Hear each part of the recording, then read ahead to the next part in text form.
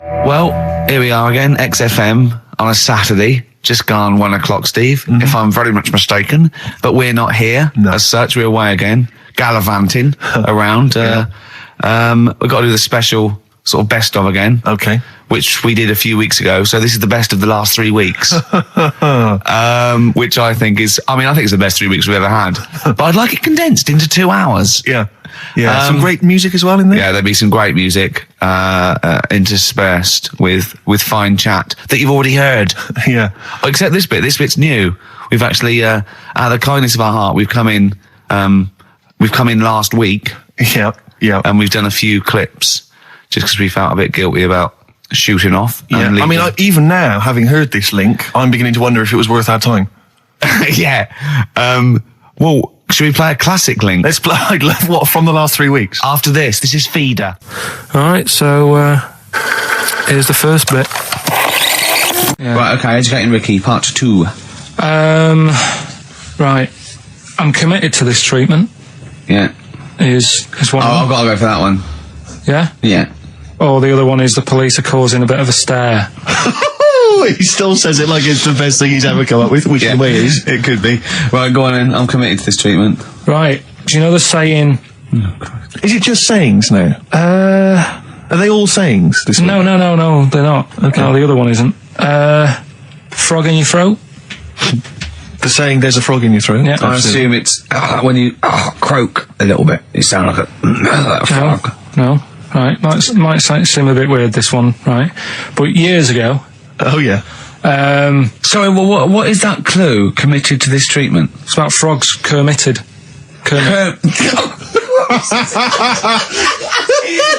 Probably works better with a K and an ER written down. Well, also, if you pronounced it Kermitted, yeah, but not committed. Committed to this treatment!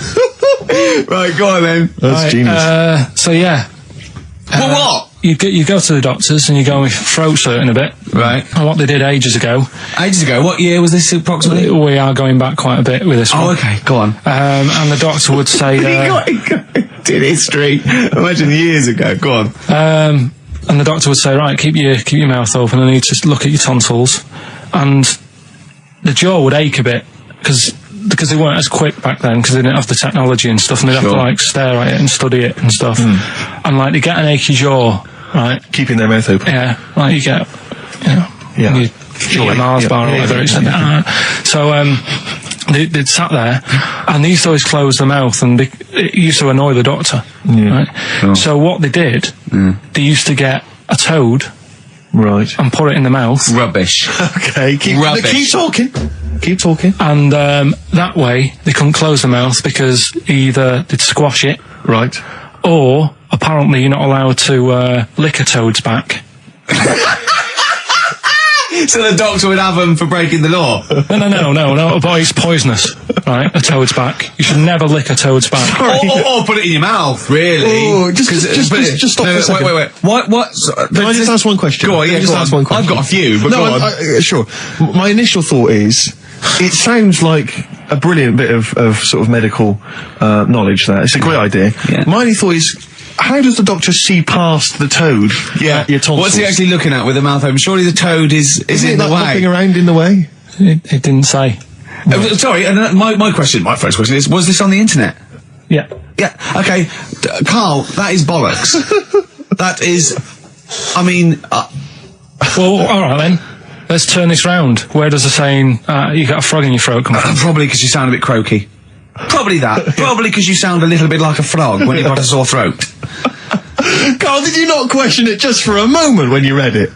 Just for a second, didn't you think, that seems an odd approach? Firstly, why a frog of all the different species? Because it's poisonous. A toad. No, a toad, so it's a toad as well. Yeah, well, it worked. I'm committed. Worked. No. I was going to change it to, have you heard the news Toad Day? But I went with the frog. Oh God! Right, so that's rubbish. So that's rubbish. Next, can I have?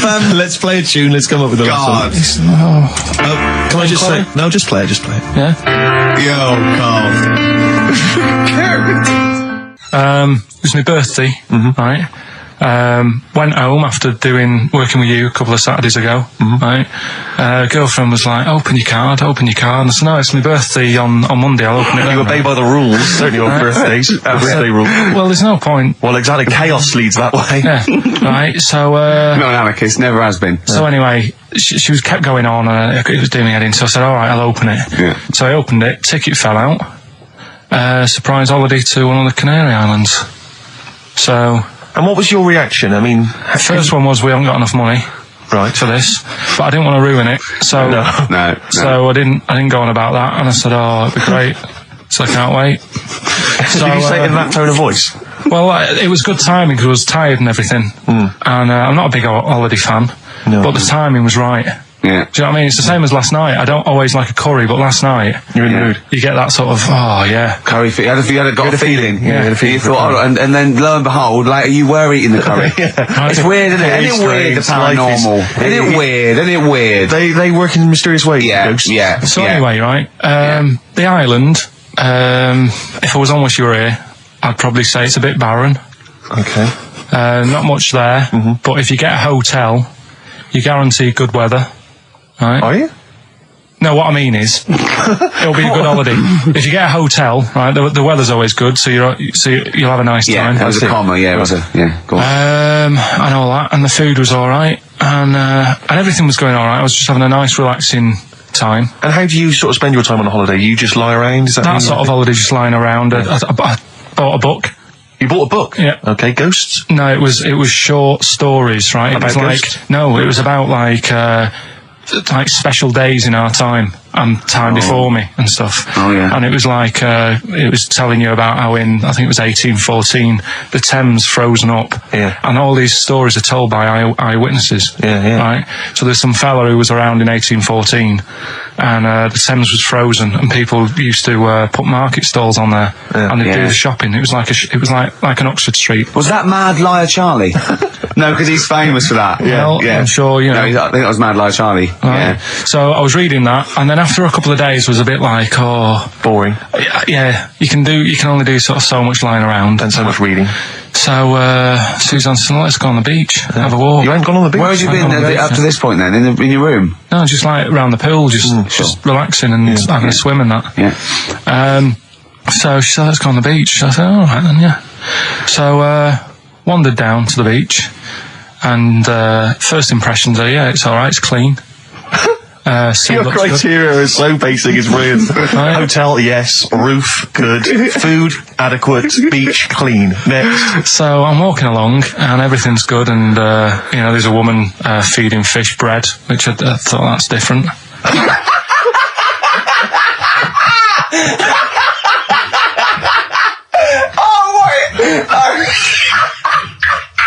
I love that. He likes originality. He loves a bit of originality. Feeding fish bread? This woman was there, like, up to her knees in water. Yeah. And she was stood there. Was that a sea? Chucking, chucking this bread. And I thought, what's she doing? And I stood there and watched for a minute. And there was little fish coming up, having the bread. I thought, So I carried on walking, and everything's going well. And then this fella comes towards me. Everything's going well. That's I haven't fallen over. Clean feeding bread. 2 points for originality. Fella comes walking towards me. Oi. He's only got no pants on. Oh. So I said, Suzanne, what's going on? What did he say to her? Like she knows more than him. So she said, oh, yeah, it's, she said, yeah, it's a nudity. Is this going to be a long story? Could you pour that coffee? Can you give me that coffee over? Sorry, this is really bad. Yeah, because he's pouring... Thank you. Just amuse yourselves while we sort the coffee. Thank you very much. Dave, do you want I'll have a cup of coffee, Carl. Thanks, yeah, cheers. Cold. Right, good. Okay. So... Great. Thank you. So she said, yeah, it's a nudist beach. So I said, well, why, what? I said, we're all it's all mixed up. Normally on a nudist beach, it's a nudist beach and you don't go wandering on there when you get your clothes on and that. So it annoyed me a bit, because there wasn't any signs. So this fella's getting closer. Well, the knob out was a sign. Yeah. Right, so he's getting closer. And he walked past me. It was an old fella. And he walked past and he had a hat on and a little pipe. And a big rucksack on his back. Right, so he got me thinking... Not strictly naked. I'm walking along and I'm thinking... right, why do people want to do this? So straight away, I wasn't on holiday anymore, because most of the time when I'm on holiday, I don't think about anything. Right? Your mind's a blank. I just switch off. Right? But all of a sudden, this has got in my head now, and I turn around to look at him, and check out his arse. And this bag, right, I swear, it was massive, right? What? You had a massive bag? The bag. His rucksack? His rucksack. Oh, right, okay. When he said there's an old couple coming towards me, I said, what was lower, the bloke's bollocks or the woman's tits? And he said, well, that was another point, she might as well have worn knickers. Because you can see it. That's what he said to me. So you saw the bag? So it annoyed me, yeah, because the whole idea in it, this is what I think, I mean, I might be wrong, right? Might be wrong. Chances are you never have been. You never have been before. Being nudist, right? What's it all about? So I'll tell you, on that point, Carl, let's play a tune, let's come back and we'll discuss... What are you going to play? We'll discuss that very issue. We've got some ideas, we did chat about this last week, Carl, in your absence. Alright, well, we'll play the choral. Okay. It's a good one, this. Yeah. Coral, Dreaming of You, on XFM 104.9. I'm Ricky Gervais, with me Steve Merchant and Karl Pilkington. If you just joined us, Carl is walking down the beach, and a man has just passed him with his knob out. Yeah, his testicles out and his huge bag, apparently. Right. Now, we'll sum this up, quick, because we did talk about it last week. You did call me and tell me some of these things, and we sort of mentioned it last week, but you just want to say just give us your thoughts on nudity. Well, what I don't understand is, right, nudity, I thought it was all about, sort of being free. Yeah. Natural, letting the breeze, blow around you, and that's all I can think of like the bonus of doing it. But you can get that by just having a pair of shorts on, right? Because I'm not one for getting my kit off. It's just something a bit weird about it, isn't it? Normally, if I go for a walk on the beach, I'll put a shirt on. Sure. But leave it unbuttoned. Yeah. Oh, right, yeah, tease the ladies, sure. Do you know what I mean? Yeah. But it just feels a bit weird. So it's best to cover your back anyway, because the sun... Yeah. And all that. Advice, yeah. But when I saw him, and I thought, well, right, is he doing it to sort of be free and be comfy and all that? And then I thought, but he's carrying a big bag, right? I've got a pair of shorts on, and I'm not looking at him thinking, I bet he's really comfy. Do you know what I mean? I wasn't going, I can't wait to get home and get my shorts off. They're really annoying me, these. So... and that's just it. I don't get what it's all about. Yeah. Sure. Yeah. Sure. Well, okay. Well, my advice to you is don't go to nudist beaches again. Well, I didn't go again. That was Jane's Addiction. This is the Best Of Show on XFM 104.9. I'm Ricky Gervais, with me Stephen Merchant. Yes. This was a clip show. We recorded this a couple of weeks ago. I hope you had a Merry Christmas. It's not over yet, because tonight at 9:50 is the second part of The Office Christmas specials. It's brilliant. Watch it, and we'll be back next week live. I'm Ricky Gervais, with me Stephen Merchant. Bye. Have a great new year. Can I just tell you a story that Carl told me a couple of weeks ago? Is this another ghost story? Another spooky story? Yeah. I called him out. I was, what are you doing? He said, I've just been reading ghost stories again. He said, you don't believe in them, but how do you explain this? Right, I went, go on. He said, I'll tell you as he told me it. He went, bloke, right, just sitting at home, doing, watching telly with his cat. And, the phone rings, and it's a bloke going, is that fire, in your oven okay now? 'Cause your wife called. And Carl went, well, 1, there was no fire in the oven. 2, he wasn't married. I went, right. Go on. He went, well, then, right, there was a knock at the door, and there was 2 sort of people in sort of white coats, and they came and said, we've come about that fire. Your wife called us. He went, 1, there isn't a fire in my oven, and 2, I'm not even married. Right? And he said, they saw the cat, and they looked at the cat. It looks a bit weird at the cat came out, nothing. He said, and then he went back, sat down, phone rings, and they said, did they sort out the fire in the oven that your wife told us about? Oh. He went, 1, there is no fire in my oven. 2, I haven't got a wife. And Carl went, what do you think of that? I went, that's not it. He went, yeah. I went, that's the end of the story. What? He went, well, how'd you explain that? I went, explain what? I thought he was going to say, a year later we got married, but she died in an oven fire. Right? I thought it was going to be that. And I went, that's what? People winding him up. Yeah, or someone did report a fire oven, and their name was Johnson, and they looked up Johnson, they got the wrong thing, it was the gas board, and they sent around to the wrong person, right? You know, he went, yeah, I said, I explained it to him, he went, yeah, why did they look at the cat funny? Oh, man alive, Carl. This is really weird, right? I was in my house once, right, and the doorbell rang. Yeah. Right, I opened the door, and there was no one there. Yeah. Right? And then I looked across the street, right, and there were some kids running away. Yeah. Now, how do you explain that? Yeah. There was another time, right, where, like, I opened the door, and there was a bloke goes, you've ordered pizza. I went, I haven't ordered pizza. And I heard my mate upstairs giggling and putting the phone down. Yeah. How do you explain that? Carl, seriously, why did you tell me that story? What did you think it was weird about that? The fact that it was 3 different people. Is this all the information? Is that the entire story? It was 3 different people. Did you fall asleep and not read the end? A fire that didn't happen, about a wife that didn't exist, and a cat that didn't look happy.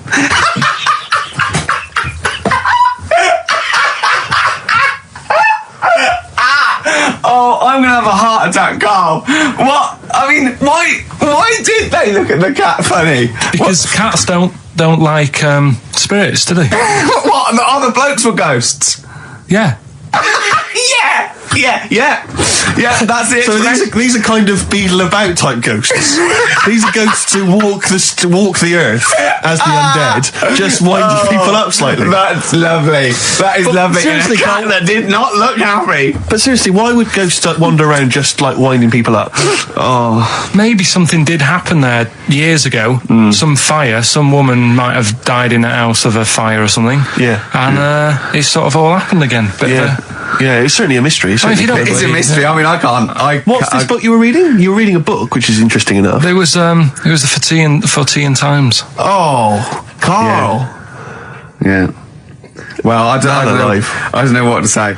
But we're talking about MTV, right? And I was feeling a bit nervous, wasn't I? About like, you know, the way I look. Right. And what have you.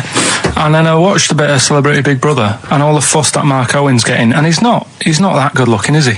He's very. I want to be Mark Owen's mate. If anyone who knows Mark Owen or Mark Owen's listening, I want to be his mate. I think he's brilliant. I think he's a nice lad. But what I'm saying is, right, all the girls go mad over him. Yeah. And he's not that good looking, is he? Well, no, he's got. He is in a certain way, isn't he? That sort of non-threatening. But he's not stunning, is he? Do you know what I mean? No, but no. Well, what's your definition of a stunning? Yeah. Well, who do you like? Someone who you look at and you go, God, they're good Which looking. bloke do you fancy? What bloke do you think's attractive then? So if I was into men, yeah. In fact, you can still say a bloke's a good looker without fancying him. Who do you think is attractive? Probably. I mean, it depends what you're looking for. No, just looks. Just looks. Different looks as well. Of course, yeah. Who would you say was attractive? Would you say was like stunning in your definition? A good-looking lad. Yeah. Good-looking lad. Oh, look at him over there. He's.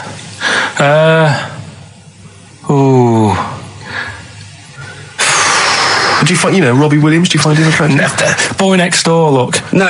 Who do you? Carl, hurry up, because it's we've only got 2 hours. Probably. I can't think of one offhand. Mark Owen is pretty good looking then, really. There's not, just name one bloke that you think's an attractive guy. There must be one bloke that you've either met or that you've, seen in a pub Who do you think on a is poster. Tell you what. Go on. Tell you what. Works here. Young Alex Zane. Well, we know Alex, maybe we can fix you up. Oh, I love you, Alex. You've got so much. I just like the way, the things that interest me, I remember. Things like snakes not having ears and stuff. Yes. I didn't have to read about that. No, you just learned that, yeah. You saw it on the telly, didn't you? You saw it on that Ian Wright programme. Yeah. Yeah. And this is what Carl said to me. He said, it's actually, I called Carl up in the week, and Reese was with him. Reese used to be on XFM, and he took the phone, and he went, Carl's worried, I've seen that programme. He said, snakes don't have ears, right? He said, so you can creep up on them and pick them up. And he said, Carl's worried. He said, how do you ever put them down again? Because then they know you're there. I woke up the other night, quite late. Worried about that. And I said to my girlfriend, I said, how do you put a snake down? And she said, what are you talking about? I said, that Ian Wright thing, this guy managed to pick up a snake. And do you know that thing where they clamp its head on a jar to get the poison out? I do now. Right? They did that, but they didn't show you how they got rid of it, and I thought it could really get nasty, because it's obviously annoyed that you've had its head pressed in the jar. Yeah. Right? They hate that. Now... Especially as it's in front of their mates. When you lift it off, right, you've got hold of it. Yeah. If you go to chuck it down, it's going to turn on you. It's going to go wild, isn't it? So, I just wondered. Well, what you do is you never put it down, Carl. Yeah, that's why that bloke has got about 11 or 12 just carrying him. Exactly. Yeah, you never put it down. You sling it. Who cares? You just throw it, don't you, really far? That's not that. I don't think you should throw snakes. But Carl, listen, don't worry. We're not asking you to get involved with snakes. Like I said to you though, the reason I did this was to get that kitchen, right? Now, brilliant. As we speak now, right? Builder's in the flat. He's been annoying me. Of course he has. Of course he has. What's he been doing? When he turned up on Monday, right? Yeah. Wanders in, and the first thing he says to me is, said, the pub across the road, is it any good? I said, well, it doesn't matter, does it? You're working on the kitchen. Think of saying that to a builder. Probably making conversation. Probably meant, do they do a toasted sandwich? Because I've got a half-hour lunch break. Not an hour, like Karl Pilkington.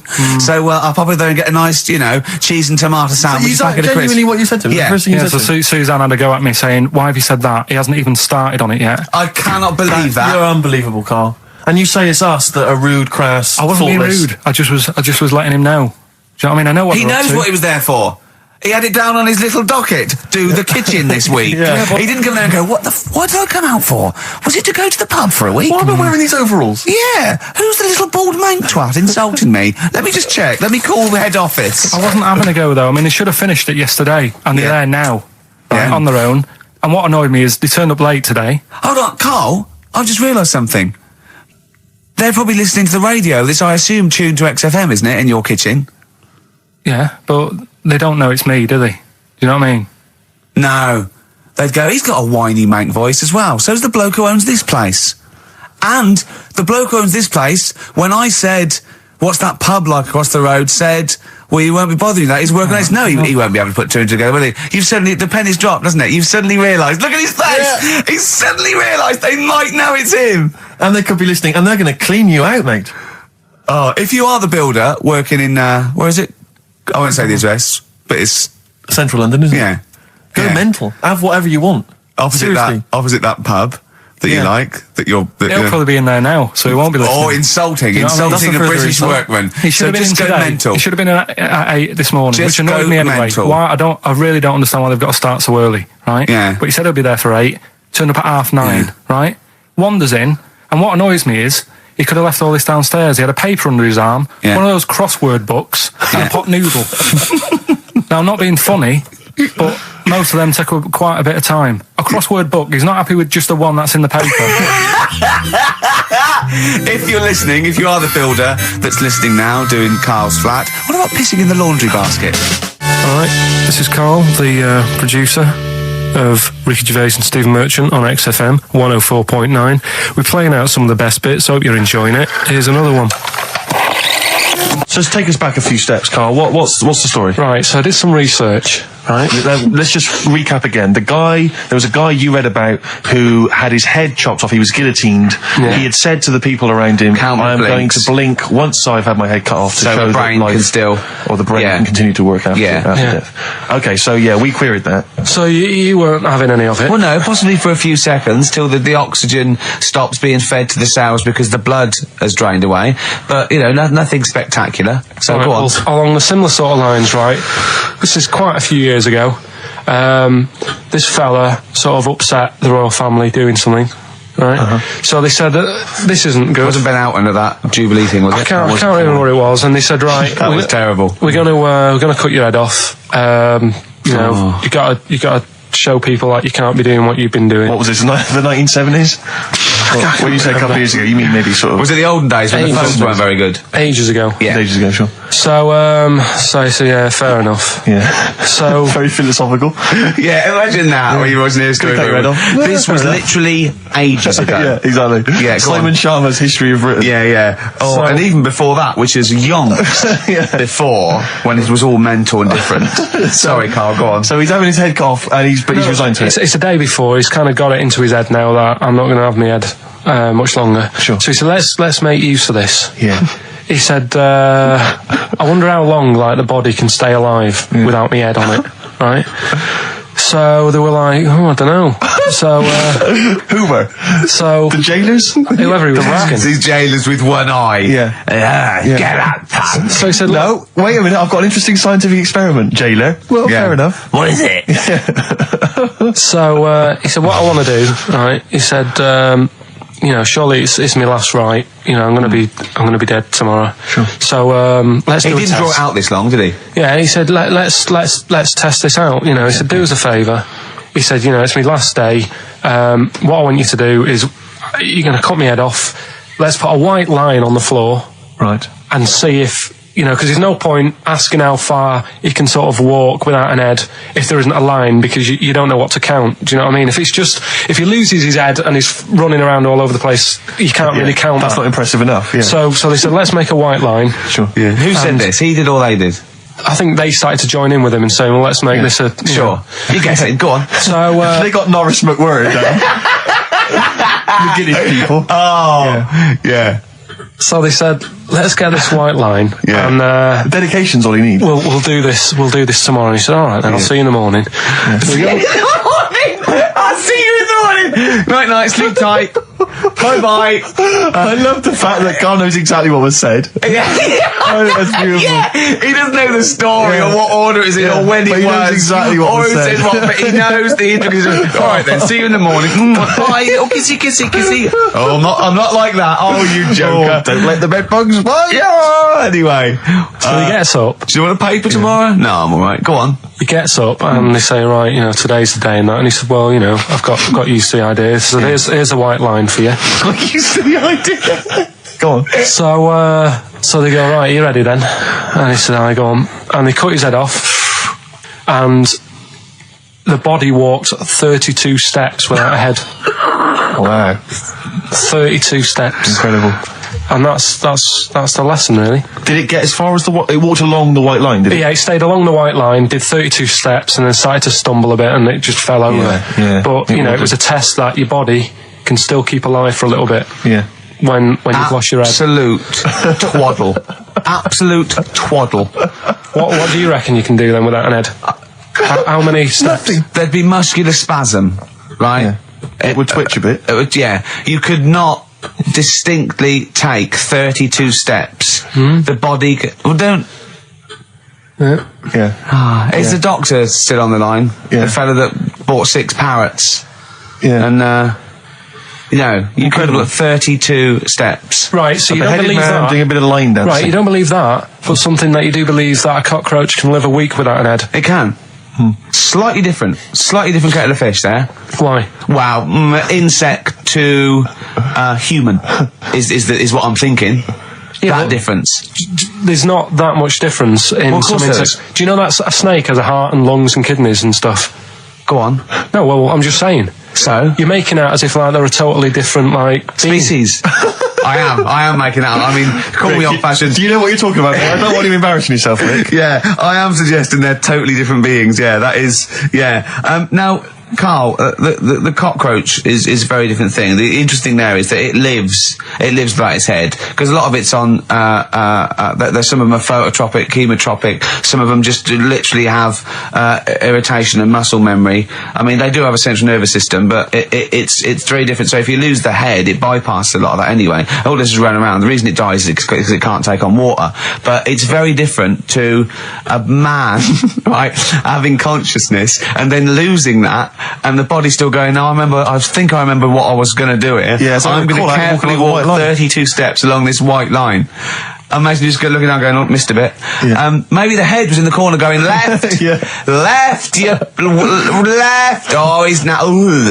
Well, let's just put it out. I mean, if anyone listening has maybe had a relative beheaded, maybe in a horrendous car accident, but they got up, maybe they went for a walk, they had a little chat before they passed on. Carl. Get in touch. Carl, you are my favourite being.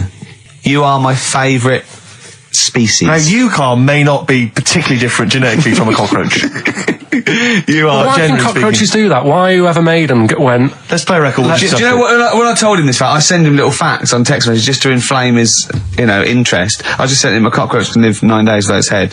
He texted back, "What's the point of that? Yeah. What's the point of They're that?" not doing experiments, these cockroaches. He's a boring last week to have. And he went, and on top of all that, you're thirsty. So it's the worst week of your life, isn't it? That week without your head. Play a record. Play a record, Carl. Competition time next. Oh. Look at his little face. Look at his little You've not heard face. Carl's competition. Oh, he could live without an head. Right, Carl, it's a questionnaire about happiness. Oh, yeah. There's one person... Well, that should answer it right where. The first question, Carl, on a happy scale of 1 to 10, where are you on the happy scale? Is it at this moment or in general? Well, I would say generally. Okay. Yeah, but you don't always have to, like... I mean, I think I'm happy in that, but I don't always show it. You never show it. No, but it doesn't mean I'm not happy in that. Like, I'm alright at the moment. I'd say I'm probably on a... It's probably on about an 8. I was probably on about a 9 when I woke up, right? And then... sort of fell out with Suzanne over a haircut. Yeah. Right? She went for a haircut and came back with something that I didn't like. Sorry, what did you say? So when your girlfriend walked to the door, she had her hair done, you said, "I don't like it." Alright? Well, she could tell by the look on my face. But don't you say, "No, I'm happy with it. I just can't tell. I'm loving it." Because then she might have it done again. Oh, You've gotta Carl, I let just people cannot know. get over you. I really can't. No, but you haven't seen it. Right? Oh, So then I was fed up, but then I thought... Sorry, what authority have you got to talk about haircuts? yeah, you had the officially from a barber in Manchester above a railway station in a shack. It was £2 a cut. Told you had the hair of a Chinaman. Well, you wish you had the hair of a Chinaman now. You got no hair. You're a little bald mank with your mouth open. So don't... Is she listening to this, Suzanne? Sitting at home with a woolly hat on? I don't know.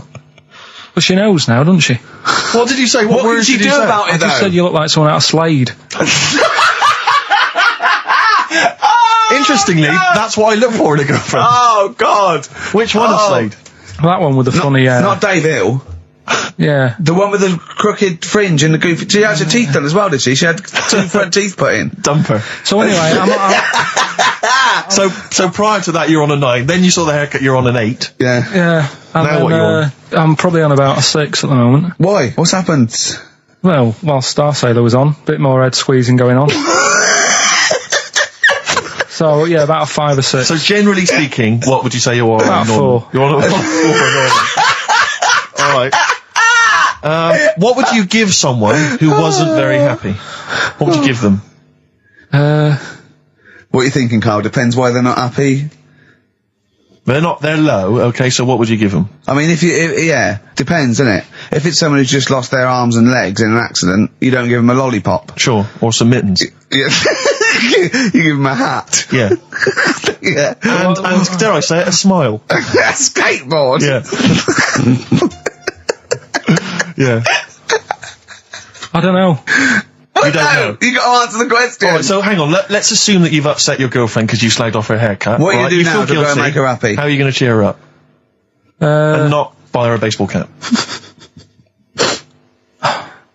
I don't know yet. I haven't thought about it because I've got this to sort out, haven't I? So when I get home, get her some gel or something. Oh, God! Oh, Christ. Oh, that's a wonderful, wonderful clip, and Yeah. a great record that preceded or followed it. I'm not sure. But Oh, dear. could I make some dedications? Yeah. Because I last week, just before we had to come in to record this, I popped out trying to get onto the tube, and I had a nightmare because there were millions of protesters, so-called protesters. Now, a lot of them obviously doing good work. There was one fella, I think you'd have appreciated it, because I know you are very politically active, and I think this guy has really studied hard, and he's realised the best way to make his voice heard on the international political stage is to ride around on a tricycle wearing a jester's hat. He was really shaking up the bloody I government. wouldn't want to be George W. Bush about now. Not indeed. Once he sees that. Once he sees that guy. Imagine his aides rushing in and going, George W., look at this guy. Where's that? That's in London, England. Okay, calm off the forces. Is that a large tricycle? Yeah. Is he wearing a nappy? Get me Colin Powell. Why'd you call him Colin, not Colin? It's the way he likes it. Don't about. Just call off the troops. There's a in the jester's hat. Call the troops off. Just bleep some of those bits. Well, we're running out of time. We've got to get on with the show. It's near the end. I hope you enjoyed it. The scientists stuck in a big, hut in the middle of nowhere in pitch darkness, 10 of them. I've actually been fascinated, Rick, by the finger up the arse discussion. We had Chinese don't age well, gingers, all that. The big fat kid. Well, actually, they're probably secure in the knowledge that if they want to kill some time and it's dark, there's nothing better than stick your finger up someone else's ass. Exactly. So enjoy that. But they've been hanging on for Rockbusters clues, I imagine. Mm-hmm. There's the answer. So give us the clue again quickly. All right, so the first one was the fella let his wife know how he got the bruise on his legs. Go on. Right, that was Courtney Love. Yeah, Courtney Love. So that's Courtney Love. So that's the first one. CL. So that one's fine. The second one, that Potter. What am I doing? Letting that one Just go? let it go. Just let it go. Am I just letting that go? Annoyingly, we haven't got time to take issue with it, Rick. Okay. That Potter lad, he's got a lot of bottle, hasn't he? Doing all that stuff with the wizards and that. Go on. That's Brave Harry. Yeah, the Bravery, current sort of XFM band, the Brave Harry. That works as well. No, it doesn't. And the last one. No, it doesn't. No, it doesn't work. The Buddhists. It doesn't work. Won't be able to get in their temple without Doesn't these. work. Brave Harry. It doesn't work. Brave Harry. The Brave Harry. Buddhists won't be able to get in their temple without these. TM. That's the monk keys, right? So who got all them? The monk keys. Who got all them? Right? Which band are called the Monk Keys? The Monkeys. Oh, the Monkeys. Yeah, the Monkeys. From their classic first album, Velvet Underground and Nico, which apparently peaked at a disappointing 171 in the US charts. Think of that. And that's obviously Louis de Velvet Underground and Waiting for the Man. Yeah, great track. So we were talking, we were doing White Van Man, and we got onto genetically modified babies, but and somehow then Carl started telling a story about someone with a horse, and then he got onto, he was trying to make money selling flowers. Just do the flowers briefly. Well, hang on, I just want to recap slightly. So there was a family, and who had the horse in the family? It was. Because you lived on an estate in Manchester. So the mother was a right pig, apparently. Well, I don't know whether that's relevant. You don't need to go that far. But what I'm trying to do is like make a picture for you so you understand. What does she look like? Who did she look like? Bit of a no disrespect to her. Bit like Pauline Quirk. Quirky, yeah. Right? Okay. I knew you were going to say that. Yeah. I knew it was going to be Pauline. Did she have any tats? I've never got that close to it. Okay, all right. So who had the horse? Was this her son or her husband? No, her daughter. Her daughter had stolen a horse. Yeah, from I don't know where. There was I think there was some stables down the road or something. And they kept the horse in the house with them. They kept it in the house. Did they didn't get have caught? it for long. No. Sorry, and you said you were in the house one day and you saw the horse. No, what happened was I was. They did this thing at school about raising money for charity, right? For some local charity, and they said you can do anything to raise money, and they came out with all these ideas, and I thought that's good. What was the charity? I don't know. I thought forget the charity. Yeah, that's just a good way of making over. So you're a charity. So I asked my mum for some. She used to have a lot of flowers around the house. Sure. I said, can I just take some snippings off them, and I'll go and buy some plastic cups, and got some soil out of the garden, planted the bits of plants in them. Yeah. Got a tray. Yeah. Had about 25 plants on it, selling them for 25 pence each. Excellent. Did you sell any? Yeah, sold loads. Did you just cut? You didn't just cut them and stick them in the soil? Yeah, they want to survive. Oh. But I think people sort of thought, good on him for trying. But anyway, so I went round to theirs because I thought their house could do with a bit of colour and stuff. Yeah. Because it's a bit rough. So as I went, the horse went, thank God for that breakfast. They've been feeding me kitty cat. So I got up to the door and they opened the door and it was one of them houses where no carpet. Yeah, a horse in the living room. You know. We've all been there. And the horse was walking around the living room. Oh. I looked quite happy and everything because I always say that about animals. Black Beauty right? was on. Yeah. Well, think about it, right? If you were a horse, where would you rather be? In a little wooden hut with a load of hay, or in like a house with a central heating, 3-piece suite, and a telly and that? Telly and that. No, but I was saying this the other day. And an Atari, right? I was walking through London. Commodore 64, rubbish. Exactly. Walking through London with Suzanne, right? Yeah. And you know, like homeless people always have dogs.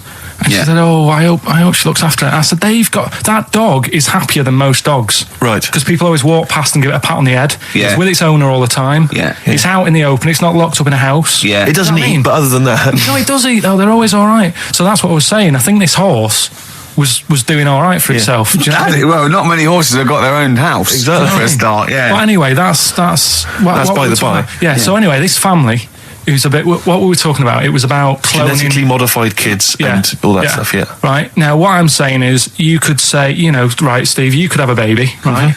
And Ricky could see it and say, God, I want one that looks like that. Yeah. Right? It could happen, Rick. So Come on, work with him. So you take it to the doctors, and I don't know what they do. They inject it with something or whatever. Yep, that's how it's done. Yeah. And get a little baby, and there it is. It looks the same. Now the thing is, you separate. You both go off and do your own things. Yep. Right. Now, you look at Stephen. You look after your baby. Yeah. You treat it well. You give it good food and I'm a good dad. all the vitamins and stuff. Yeah. Ricky just gives it cheese. Right. So then it changes its looks. It goes a bit fat. It gets tired easily and that sort of thing. Now, when this family, Why am I just feeding a baby cheese? right, this family who had a horse in their house, they had a little baby, and my mum went round and said, "You're not going to believe this, but it's a beautiful looking baby," right? Yeah. And I was like, well, And the weird thing is, it was a good-looking kid, but as time went on, they didn't really look after it. And I'm not saying like abusing it, but it used to run around. It used to play out till like 10 at night. Yeah. It used to chase cars. Right. It was a bit. Did it have hooves? Yeah, no. Chase cars. Right. What sort of kid chases cars? Oh God! No. Was it called Rover? Did it catch sticks? It's Liam. It was called, right? Right. Now, the weird thing is, it was a good-looking kid, but as time went on, and all that, like not eating properly, and its hair was all patchy. It's not Liam Gallagher, is it? And chasing cars and that, and it became an ugly kid. It's definitely Liam Gallagher. And that's what I'm saying, right? You can clone all you like, but at the end of the day, it's how you brought up. Brilliant. Wow. Life. Wow! That was a hell of a point. Oh God! But am I right? Oh, you're always right, Carl. XFM 104.9. Lovely, that one. Now, again, I broke the rules in the week. I met up with Carl. I had lunch with him. And we were chatting and having a cup of tea. And it got onto one of Carl's favourite programmes, was the Tales of the Unexpected. Ah, of course. And all I can think is that he's probably the only person in Britain where they were unexpected. I mean, to him, when that twist came in, he'd go, gee, I can't... Yeah. Oh, God. Can't believe So it was the tree that did it. I mean, he was probably the only... And we were telling all these stories of horror, and he liked horror stories. And I told him this story. And I don't know if this had come across the way, but I told him this story. It was a short. It was a horror short. This was a film you saw, was it? Yeah. And what it was, it started off, just there'd been a car crash. You see, it's a horrendous wreck. And you saw it from the point of view of the person in the car. And he was calling for his mate, and he was going, Dave... And he sort of looked over and saw a body without a head that had been thrown. He goes, "Oh no, Dave!" And then into the field of view came Dave, his mate, and looked at him with a look of horror. And then it sort of went black, and you realised that he was just a head, and it had been his body. Oh wow! Right? Yeah. And I said, then it came up at the end at the executions in the French Revolution. People experience consciousness for and he went, oh. No, he said, it wouldn't be for that long. And then he went, if it was a chicken, it would work. Imagine remaking that film, but it's two chickens in horrendous car crash. Their own fault for driving. It would work. No, he wasn't having that. Yeah. No, it was too long. I think he said, how long was this film? I went, 5 minutes. He went, no. It would work if it was a chicken. I like the way that Carly was something like, when you relate an incident like that, he's appalled and offended and annoyed by the people that made it, even though he's never seen it. Oh, he's annoyed, yeah. Do you have a favourite Tales of the Unexpected, one that you remember particularly that shook you up? Yeah, we were talking about the one on where there's some woman in prison. Have you seen that one? I can't remember them all. Right. This woman's in prison. Yeah. And she gets a bit friendly with the guy who takes the dead bodies out. Right. And he said, I can get you out of here. He So what you've got to do, right? You've got to, I don't know, at midnight. When you hear the bell toll, that means there's been a dead body. Yeah, there's been a dead body. So what you've got to do is go into like the place where all the dead bodies are. Get in the first coffin on the right, and then I'll come along and carry you out, and you can run away and escape. Yeah. Right. So she goes, yeah, all right then. So she hears the bell go. I'll bury you, right, and then I'll come back later and dig you up. Right. Yeah, but that's the point. It doesn't matter. It does matter. Trust me, Carl. It really matters. Okay. Listen, I don't know if I'm going to ruin this for people at home. Yeah. Can I just skip to the end? I would imagine that she gets buried and he doesn't come back, and she has to get buried alive. Better than that. So she gets in the coffin, and she's lying there for ages. She's buried. She can feel a bit of movement going on, so she's obviously, being carried somewhere. So she's thinking, this is it, I'm getting out. And she's lying there for ages and thinking, why isn't someone coming and lifting the lid off this? Do you know what I mean? Letting me get out. So she's really bored. She gets a lighter out, right? Lights it to have a look at who she's lying on. It's only the fella who said he'd help escape. Oh. How bad is that? That is... How bad is that? So it is quite important that she's buried alive then, isn't it? In retrospect, you realise that the jeopardy is that she is buried alive and can't get out. Yeah. It makes it so much worse, doesn't it, than just like lying in the morgue and going, actually, I'm getting out of here. Yeah. This isn't going to work. Look at Carl's face. Having told that, he's so pleased. His face is lit up. He's beaming like a child. Have you seen any? Is that your favourite horror thing ever? This is XFM 104.9. I'm Ricky Gervais with me, Stephen Merchant. You're listening to the best of, basically, Karl Pilkington. Avalanches, frontier psychiatrists. Absolutely. Well, we've had lots of emails. People, obviously, we inflamed and provoked about the Cornish pasty. I've got a couple of amendments to that. The crusty bit, is actually as a handle, because obviously the miners had dirty hands, and they'd eat all the stuff in the pasty, and they'd be left with this sort of crust, and they could throw that away. Also, someone told us that at one end was an apple, so you'd have a little sweet as well. Little dessert. So, there you go. You noticed how, over the years we've been doing this, way back when we started XFM, no one ever contributes when we ask about the music, when we ask about hip-hop, or their, opinions on that, anything important. But start talking about pasties, we've had about 5 phone calls. Yeah. And someone phoned up to confirm. They used to work for Upper Crust, and basically, Carl got all excited. So it is true. Well, I don't know if it's true. I've read the same sign you did, Carl. Interestingly, there's an email here that says, which basically offers a history of the baguette, and talks about after the revolution, the government decreed that all of France must eat the same bread. And it was up to the bakers to bake this bread of equality. And then Napoleon kind of made sure it was a particular, he kind of set in.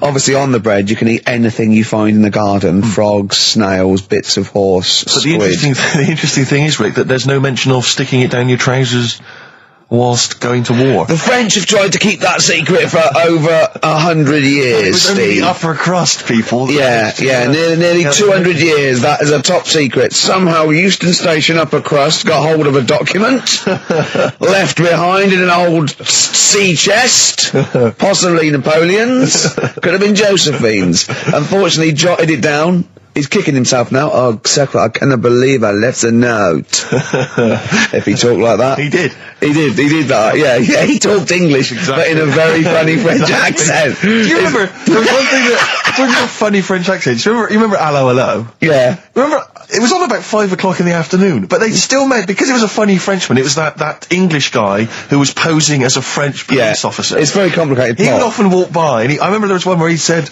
I was pissing by the door when I heard a shit.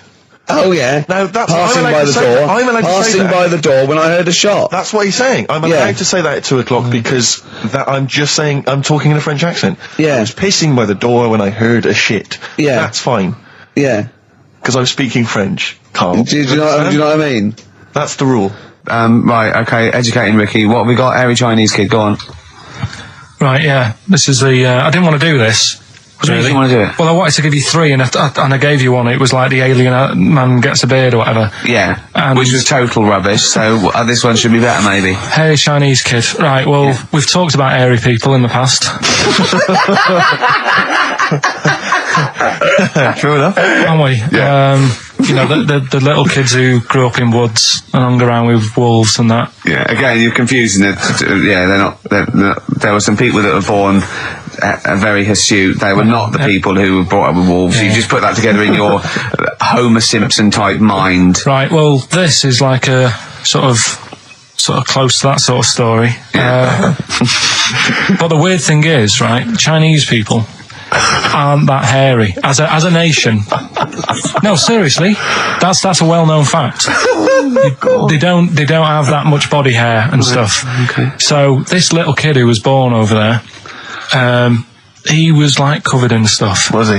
And it was only his nose that wasn't hairy. The rest of his body was caked in hair, right? And his hair sort of What grew. sort of hair was it? Was Thick hair. No, what I mean is, was it sort of like a pony's mane, so he just looked like an Ewok? You know what I mean? Just like hanging down sort of straight, dark hair. In the picture, it looked like it grows from his eyebrow. It grows from his eyebrows quite thick, and then it just goes all the way over You his don't head. think it was just really long eyebrows that he'd done a comb over? No, it was all over his body. It had a picture of like his back and that. Yeah. And Had he styled it? Had he styled it at all? Did he have it in a quiff or? no, it was just Hanging everywhere. all over him. Yeah. And they were like, you know, this is a bit weird happening in China, where we're not normally that hairy. That was the scientist speaking there. Yeah. And the local press and that were getting him down, calling him monkey boy and all this. Oh, And thinking Chinese press. but the doctor, Yeah. Oh. They're cruel, aren't they? The It's like those game shows. That's Japanese, isn't it? Yeah. That's what. Yeah. and the doctor said, I was Carl talking through all that time while we were just like talking to each other then. Because I turned round and I still saw he was talking. Go So on. anyway, the local press came down to see the hairy boy, the monkey yeah, boy. and they were like being tight, taking the mickey out of him. And the doctor said, Throwing him nuts. he's only hairy. Said he's a healthy young kid. The only faults he's got is he's got a little bit of eczema and a boil. And he said everybody should just treat him the same. And I think he grew up a healthy kid. Yeah, so that's the That's the end of the story. That's not a story. why. But I've got nothing. I don't know what to say to that. So someone in China was born slightly hairier than the rest, and he was normal apart from eczema and a boil. That to me isn't a story. But if it is, I've got a million. I mean, it's sort of like bloke from Manchester went a bit bolder than the rest, got a job on radio. He was normal. I mean, that's not a story, is it? So, would you like to start on your to Steve, because I've heard all these.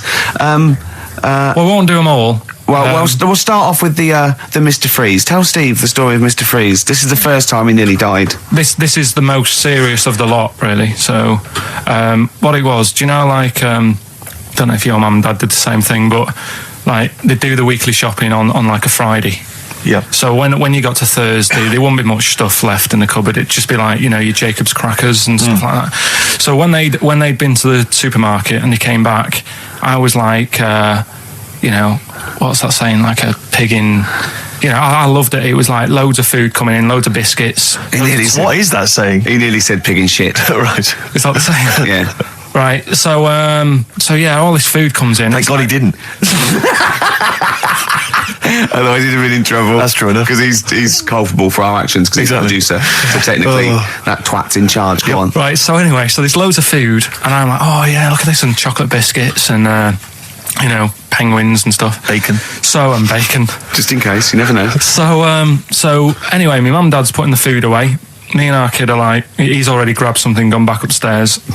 It's like feral children. It's like a quest for fire. And then they run upstairs. What did he just sit under the bed, gnawing at some sort of pig's trotter? So I saw, do you remember Mr. Freeze Pops? I do, yes. Well, they're kind of like popsicles, icicles. Yeah, but really long, like a foot long, right? Yeah. So I thought, I'll have one of them, so I grabbed it. Went for the nutritious stuff first. Absolutely. And like my mum and dad are putting this stuff away and what have you. And I rip it open and knock it back, right? Straight away, just right back like Swallow it that. straight Right away, down it. But it went down the wrong way, right? So What's down your shirt? So I was like, oh God, I can't breathe. And my mum and dad didn't even know what I'd ate. Do you know what I mean? I ate it so quick. Yeah. And I'm sort of tapping my mum on the back, going, and she's going, oh God, you know, he's choking again, because I was always choking. If it was one thing, I don't know if I've got like a small throat, but I mean, even Ricky knows I can't drink that much, can I? Yeah. Do you know, or eat pebbles. I'm not a quick drinker. I'd always, I think I'm scared of like swallowing stuff. Yeah. And it was like bottle tops and mint imperials and stuff. I was always choking on stuff. So anyway, she's going, oh God, what's he picked up on it now? Drop it. So- hit his nose with a stick. So I was going, I'm choking. At this point, my dad had I think he'd put his share away, you know, his food away, and he'd gone. His share. I love it. He'd gone to watch like Winner Takes All or whatever in a lounge, and I was in the kitchen, and I was starting to I didn't care anymore. Do you know what I mean? I just got to that point where I wasn't struggling anymore. You just thought, I'm done I just for. was like falling to the ground. And my mum's going, you know, get in here, I think it's serious. And my dad comes in and sort of starts shouting at me, saying that's what you get for being greedy. He didn't even know what I'd eaten. Well, it was the moment to teach you a lesson, certainly. So he's there like that, and my mum's going, oh, look at him. And my lips were going purple, and my eyes were rolling into the back of my head. You look like Marilyn Manson. And so anyway, she grabbed me from behind and did that fireman thing. The Heimlich manoeuvre. Yeah. And, you know, winded me. And it came up, and I was all right. What, the whole popsicle came flying back out? You see, that's what I don't understand, because there was nothing there. No, just a little bit. No, it swells up, doesn't it? Because it irritated it. So it went down your, just sort of like your epiglottis. It went down the wrong way, like it went into your air canal instead of your throat, and it sort of spasms, and that's the fear. You just got to calm it down and relax. So in time, I would have been all right. Yeah, anyway. Well, no, you might have. So that's so that's hang on. one. But No. But the weird thing is, like for like 3 days after that, I felt like a sort of special person. I went to school. I'm saying nothing. I did full days. A special needs person. Yeah. I went to school the next 3 days after that. I didn't like wag it or anything. I did full days. I love that. 3 days, turn over. Yeah, exactly. After 3 days, you thought, screw it. Yeah, did a quick history exam. Right, next one. weird. That's popsicle. That's popsicle hell. We'll call that. It's the best of. You've been voting in all week, sending your emails. So here's the clips that you wanted. All right. So here's the first bit. Oh, chimpanzee, that monkey news.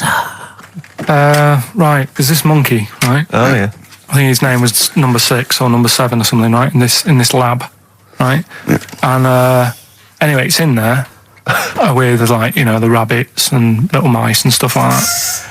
And The rabbit smoking. the nurse, right? The nurse, not the nurse, the woman who works in the lab. What would you call her? A nurse? Depends. What depends what her job was. If she was a lab assistant, you call her a lab assistant. All right. I mean, they probably call her by a name. All right, lab assistant, right? Kirsty. So she's, I think it's probably Kirsty. Right, Kirsty Morris. well, she's in there, right? Yeah. And she don't work with many people and that. She's mainly on her own with, you know, just putting lipstick on rabbits and stuff like that, right? Chimp fancies her. So Chimp fancy her. He's putting on lipstick. Chimp fancies her because she's got hairy legs. He gets pally, right, with this woman, because, you know, he gets to a point when she sees him every day. That's the way he sort of tries to string out like it's a narrative love story. Did the chimp put its hand out and grabbed her, and then you thinking that he made a move on her? So Right, come on, he's let him allowed tell the out. He's story. allowed out. Oh, the it's not a cage. story, is it? He's allowed out the cage and what have you every day. So he's wandering about, and as time goes on, he's watching what she's doing more and more. Right. So he notices like the code on the door. Right. Right. Whatever 247 or whatever. Yeah. He goes, right, I've clocked that. I've got that. I'll remember that. Right.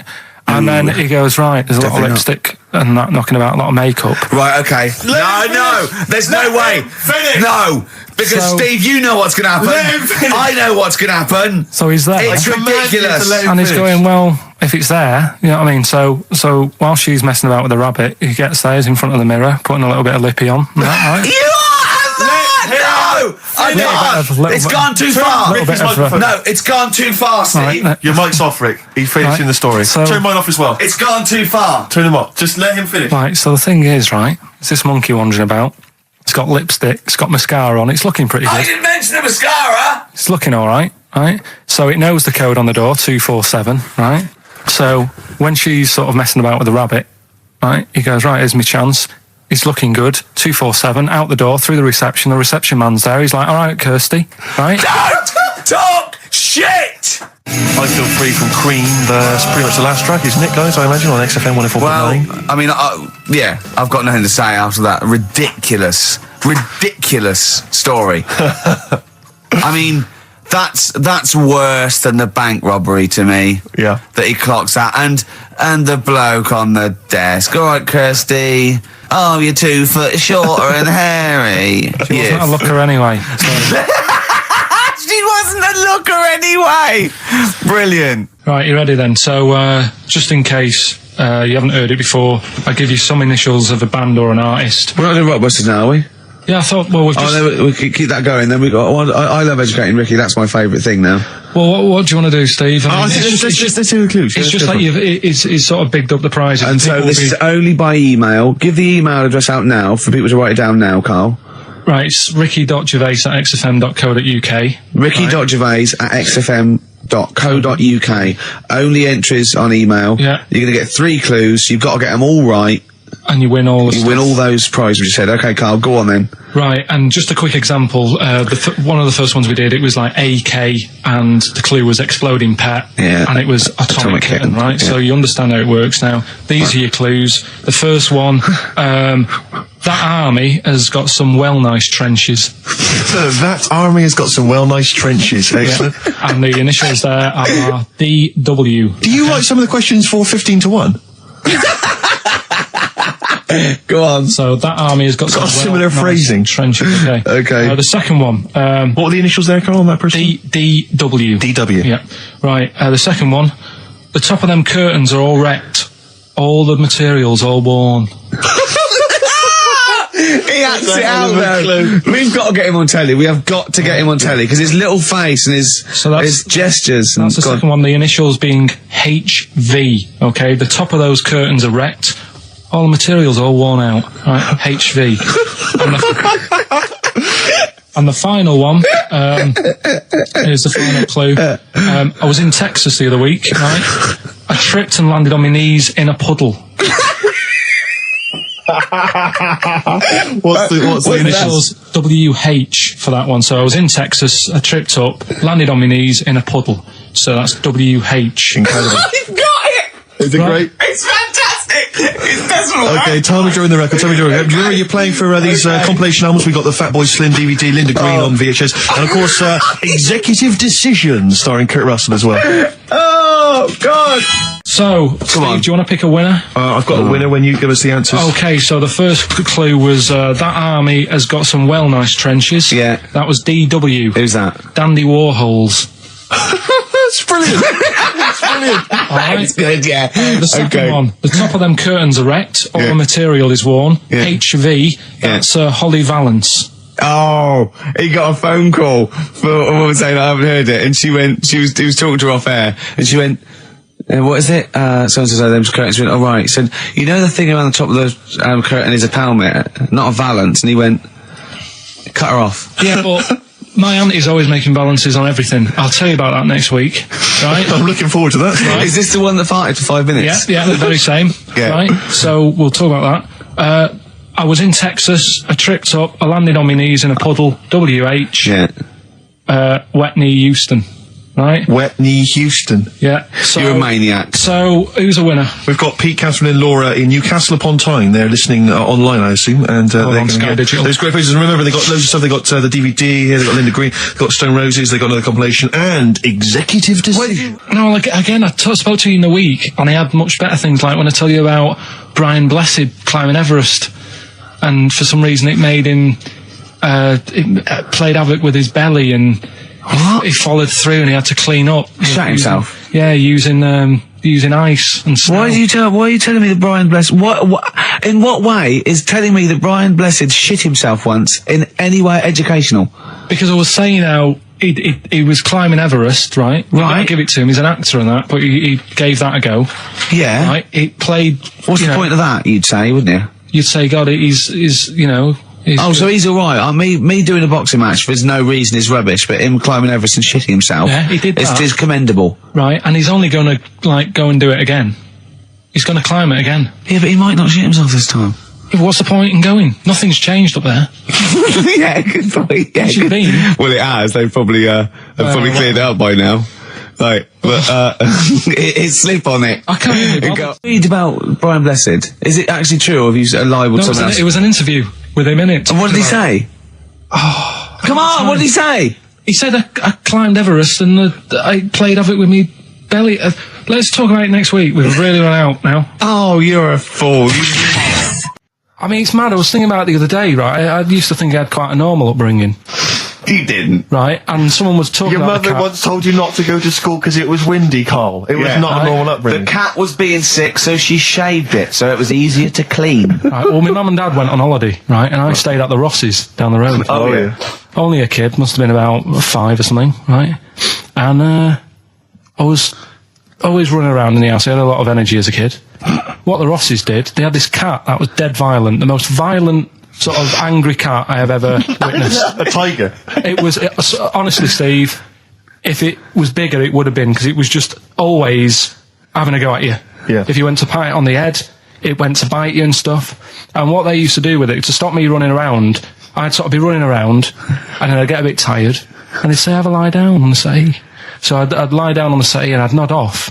And what they used to do, I'd wake up and I'd put the cat on my belly. Right? So I'd be scared to move because it's like it's going to get me. But it would keep you there. It kept me there, and it used to sort of slaver on me, and they'd sort of, go out or whatever, and I'd be lying there. That's not normal, is it? Carl, sorry, were you created by the Brothers Grimm for one of their fairy tales? What kind of a life is that? A cat paperweight to keep calm in place. He keeps blowing around. It's windy. We'll have to weigh him down. Be careful. Your mum probably told him that it's a windy day. You got to get something heavy on him, otherwise he just gets blown into the road. God Bless him. Well, Carl, what are your thoughts? Why have you stuck it out here? Nothing better coming in, I thought. Well, I'll tell you why, because you're always on holiday. You don't do a lot. You get paid, well, doesn't he, really? He's a moany. He doesn't try and get on at all. He doesn't deal with people. He moans about everything. And, so he's... I'm alright, I've got my own little room and that. Yeah. Like a cage. It is like a cage, isn't it? And he goes, shut the door, shut the door. If people walk past, he goes, shut the door. He doesn't want them looking in. He's like a miserable old chimp. We noticed today how much he's simian, isn't He's he? very strange, actually. We maybe should try and get a picture on the website, because Carl's arms are particularly chimp-like. It's very, very strange. Because he's got that he's got long downy hair. It's And not the like... long extended knuckles. Yeah, and his totally round face that sort of the chin goes back and the dome of his cranium. I think, quite seriously, I know we sort of share about 98.5% of our genetic material with bonobos and chimpanzees, but I think he's got a little bit more. Yeah. I honestly think he's a little bit of a throwback. Just his line, they just kept to this sort of really the ugliest one in the cave and the tree, and he really didn't come out of it. I'm not saying you are, I don't think you are. Yeah, you're chimp-like. No, it does annoy me. My hair annoys me on my body and that. Because I've got like hair on my little toes and that. Have you? Then on the legs. See your little toes? Can you pick things up with them? Never tried. Okay. Well, that's the finale of this week's show. We're going to see if he can play a record and put the fader up From a tyre, while swinging in a tyre. Just using his hairy toes. Yeah. I've sort of got hair all the way, but then it just runs out where it should be. On the top of your head. Top of your head. It's And just- is this part of the reason why you're always uncomfortable about, being nude or around naked people? Is that partly the reason, do you think, because you look so grotesque? Well, when I'm on holiday, I don't really like wandering about without a top on unless, like, it's a quiet beach or whatever. Sure. So what would you normally wear? Need. Shirt I just and have tie? like a nice sort of light, summery, sort of linen shirt, maybe, just a few top buttons open. Yeah. But I don't like... The naked body isn't that nice anyway, is it? You know what I mean? Whatever it is, if you're a cat and you're shaved, you don't look that nice. Do you know what I mean? But with I think you'll find a cat is naked even with its fur on. Cats don't wear clothes. No, but what I mean is, a bald cat isn't that good. You know, it does me head in that I'm bald. I'm not, I wish if I could have hair, it would be nice, but that's life. Would you prefer animals to wear clothes like Mickey Mouse does? Or Goofy? You know that I don't like nudists and all that. We've done it. But don't you think sometimes you could sort of like maybe fancify it a little bit. Like if there was such a thing as an ape salon, and there isn't, Carl. There isn't, right? Would you give a orangutan a trim, maybe sort of his hair? Because some of those look like they're going bald, but they've got a comb over, They don't should they? just have a shave. Well, it's like that. That's what I did. Just take it back. And the underarms as well. Yeah, they've really got a lot of underarm hair. Even the women ones. Really? Yeah. That's disgusting. I know. I don't know. I don't even know why they breed. I don't know. I don't know how they laid some of those horrible old hairy ginger orangutans. Yeah, they are particularly grim, some of those. I know. Yeah. The big ones. I know. Ginger ones. Yeah. They can't be happy, can they? What is that? Where did that happen, the ginger thing? Why do people give them, like, hard time and that? Well, you just gave them a hard time then, so why did you do it? You were No, just buying in, were you, to people do sort of give... I don't understand why, but ginger people get quite a bit of stick, and I've never understood it. No, well, it's just, I don't know why. I They don't do, know. though, don't they? I don't know. It might be historical. It might have been because I'm sure they don't everywhere in the world. I'm sure it's probably. Oh, they are. They're always. I've said to you about even like ginger cats. They're always fat because they're sort of sick of it, probably. Wait. What do you mean? Ginger cats, what do you mean? Well, when you see a ginger cat, they've been eating, like, because they're 'cause upset. fed up They've and been that. bullied. You never and see things. like a thin, happy ginger cat running about. It's always overweight and looking a bit fed up. It's just a good point, isn't it? I wouldn't say it's a good point, Carl. It's a point. So last week the Chinese don't age well. Now anything ginger, including cats, Yeah. are sick of it. No, but I'm just saying. Are I you don't- ginger? Would you like to take issue with any of Carl's points? 83 I know a few XFM is the ginger- text. You can text us. Maybe you've seen a thin ginger cat. I'm not having a go though. That's what I'm saying. I'm just saying it's weird how people give them a hard time. And it's if I could have hair, I'd go for ginger hair rather than being bald. Really?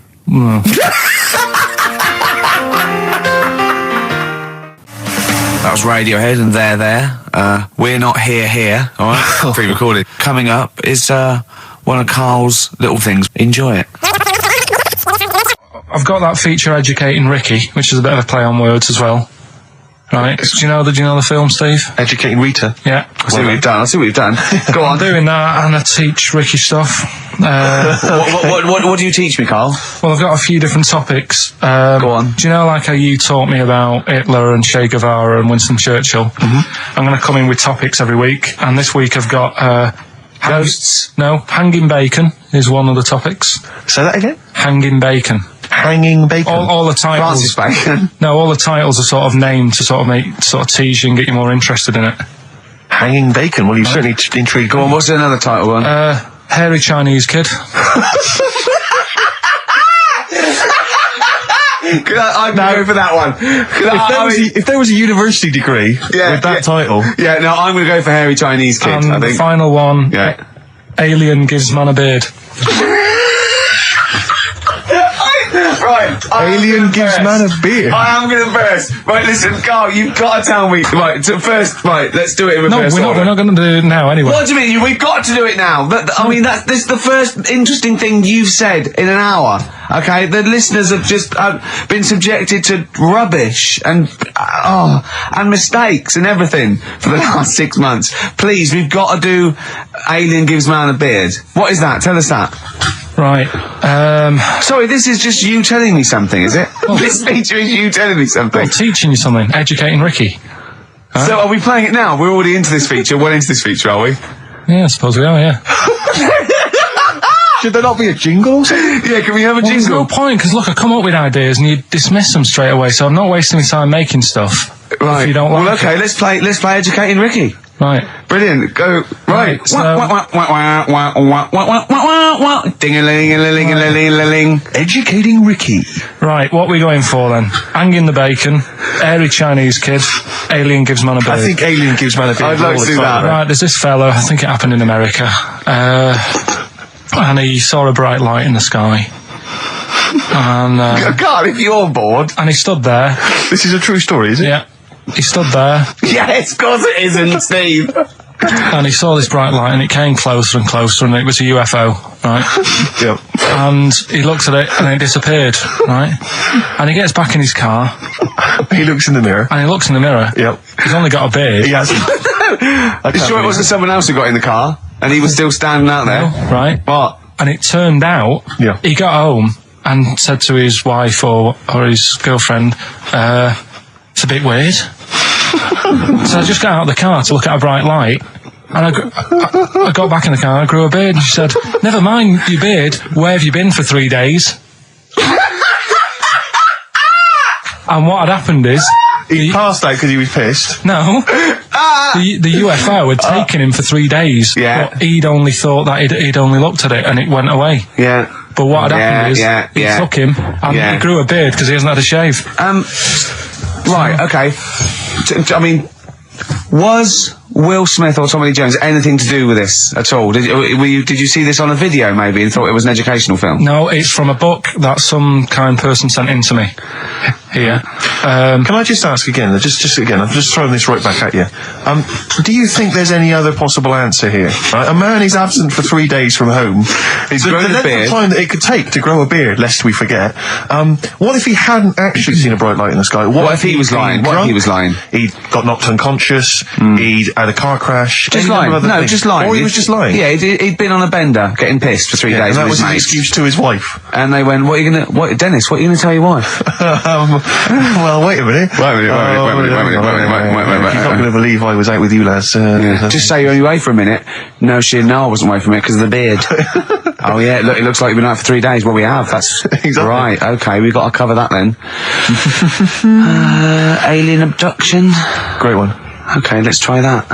Do you see? That's a little scenario there that could have been played out. So, when you say educating Ricky, what have I learnt from this? Never listen to you again. That's all I've learnt so far. Never listen to you. Yeah, we'll add a little bit more in here, right? To Well, spice this no. up. What do you mean? Add a little bit more. We'll add a bit more to this. What I'm educating you about. Go on. Right. There's only a law in America that says if you touch a UFO, you're going to get done. Now, why would they make a rule? I don't know that. Do you know, like, all their rules have a code? Carl, I genuinely do not know what you're talking about. Right. Do you know, like, how here they might have... Do you know? I have no idea. Right. Okay. Do you know, like, over here? I'm listening to Capital and these I got Foxy on yesterday. Right, let's bin that. No way, it's great. I want to hear about Airy Chinese Kid. Let's play a tune. and Okay, then come play a back tune. with Come back with Chinese Kid, definitely. Some doors. Yeah, I Yeah. just thought I'd go back, take it back to the 60s. This is a tune that a friend of mine sent If me. you touch a UFO, you get done. Soul Kitchen from the Doors. Shambles today, this. I remember, I think all kids go through a phase of shoplifting. Well, and when I was going through it, I used to just little things, just like magic markers and magazines, Mars bars, that sort of thing. Yeah. And one day, right, that my mate Anthony, his mum called up my mum and said, I've got to meet up with you. I've got to have a word with you. And she said, what about? She said, I don't want to talk about it over the phone. So she goes, oh right, well yeah, come round tonight then.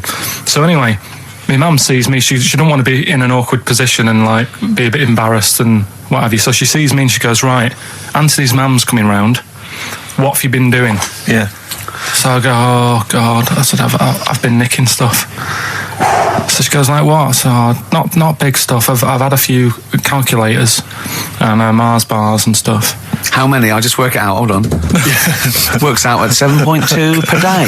So How many calculators do you need? So anyway, so it was when that phase. You failed maths. Everyone wanted a calculator. It was like a trendy thing, wasn't it? Right. Oh yeah, in Manchester a couple of years ago. Yeah. So anyway, so I told her all this and I confessed to like Computers will make it there one day. I confessed to There's magic in the back of battery.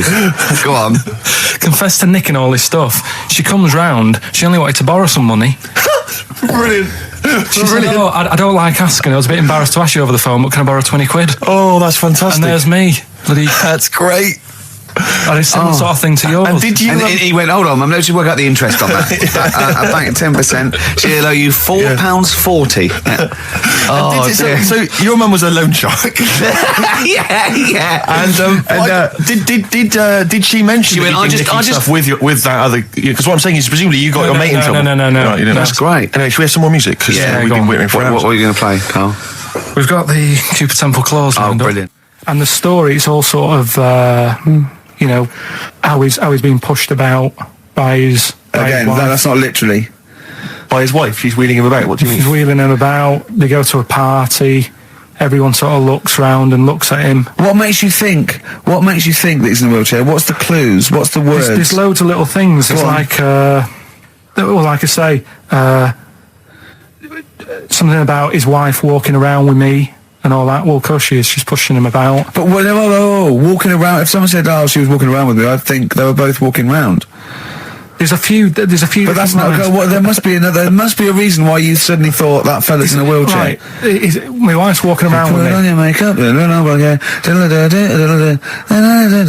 I feel alright. No, and she's always saying, "Do you feel all right?" And that she's always asking him how he is.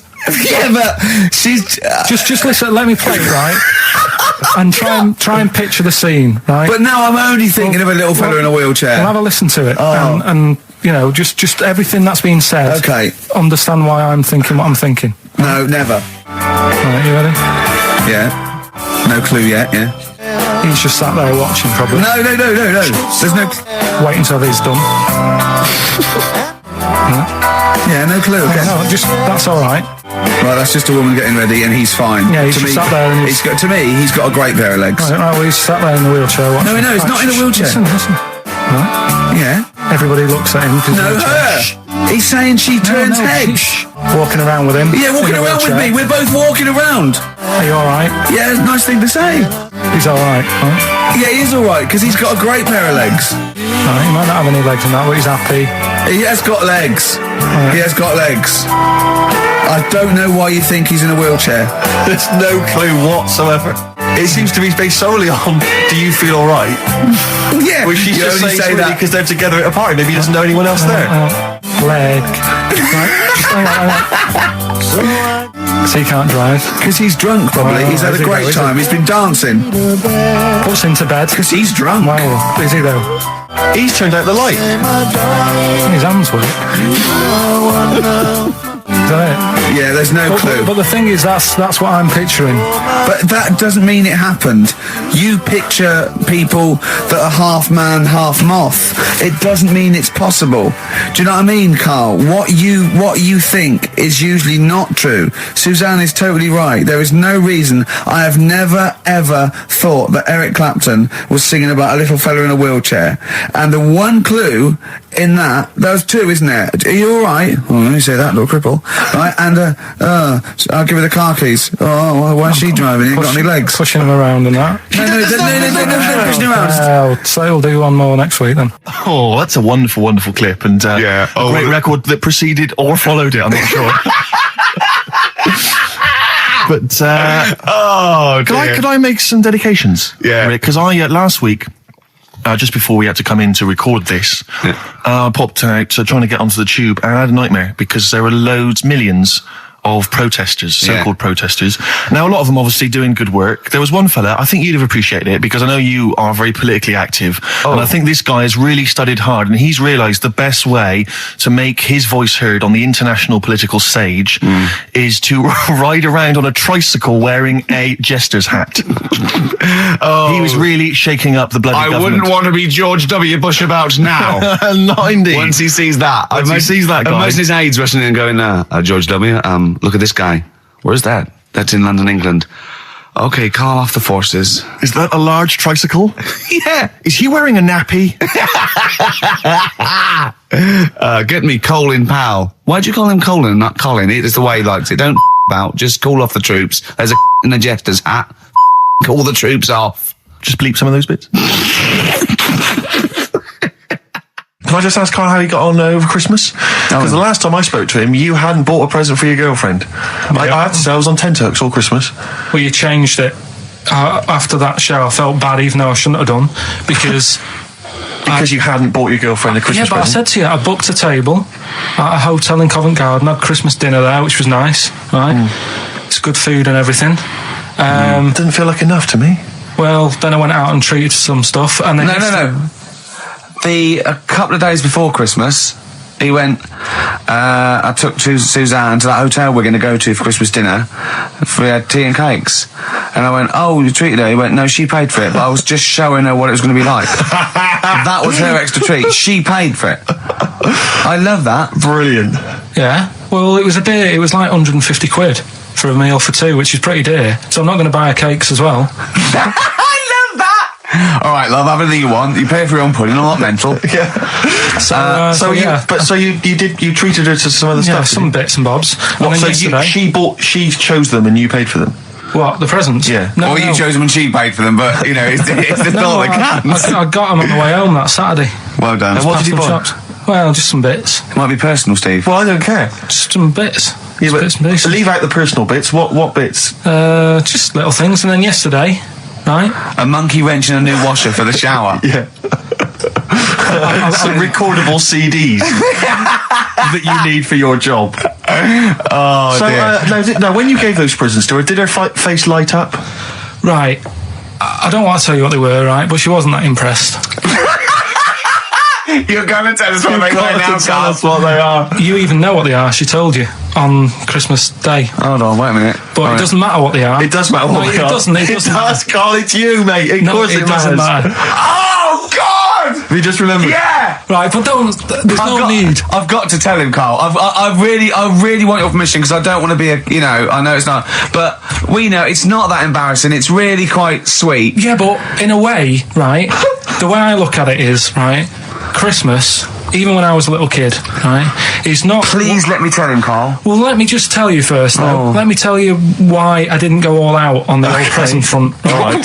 Justify yourself. Right?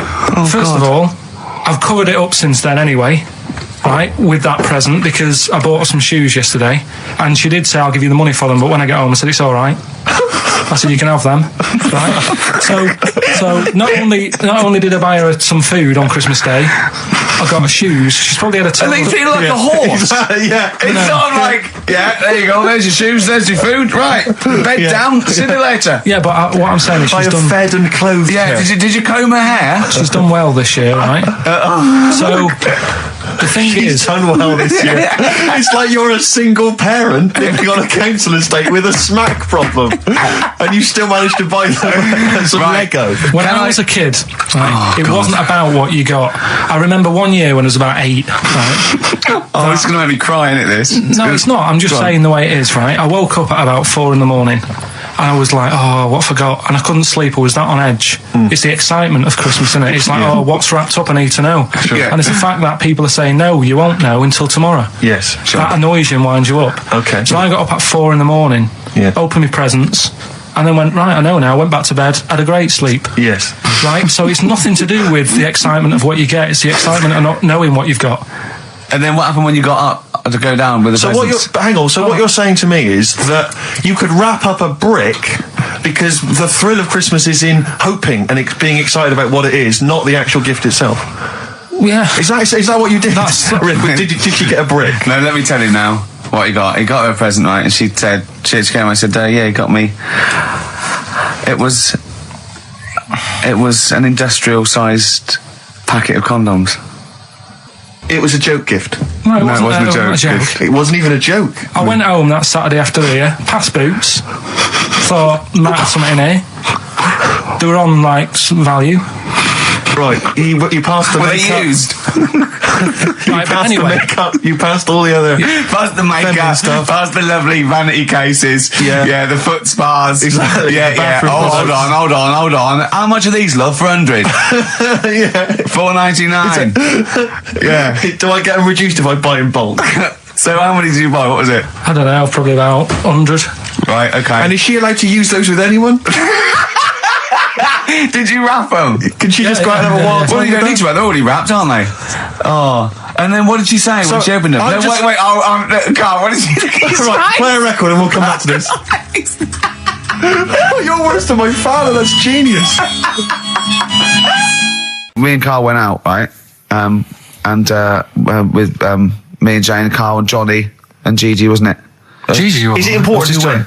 No. Okay. But we're walking on the street. Carl was there, though, and he can back me up on this. We had a curry. We were walking back, and this little funny homeless fella, didn't he?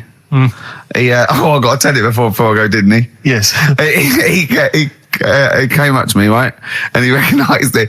And he came up to me and he went, he said, I've just nicked 5 of your DVDs from HMV. And he shook my hand. He was so happy with it. And I went, right, excellent. He went, all I do is I just swing the bag over the top. Like that when I'm going out, and he had a bag full of DVDs, didn't he? And he was so pleased to tell me that he'd stolen. That great. He said they're going like hotcakes. Yeah, he said they're going up. Of course they are. Yeah, you're nicking them. Yeah. I know. We get paid for them, though, don't we? So not the stolen ones, Don't we? No. What do you mean? Did you sign them for him? I know you would, you idiot.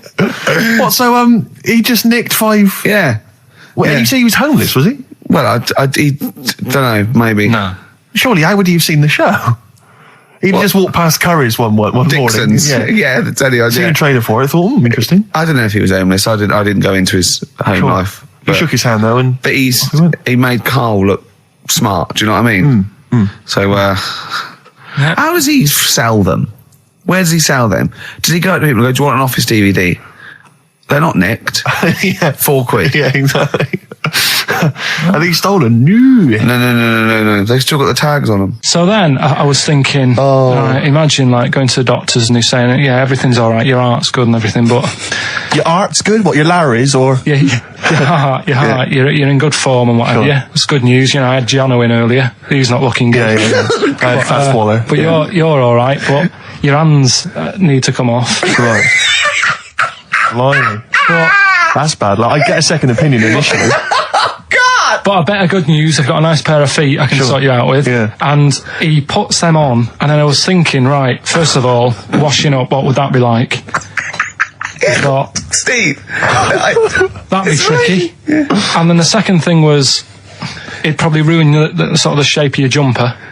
Because you have to keep putting the feet through there. Yeah. And then I thought, but I could still cycle in Okay. to work. You could run in. Well, that's the thing. You'd be really fast. Well, that's what I was thinking. I thought I could still cycle because I could balance, and then I thought, but the only thing is I probably couldn't pull the brakes.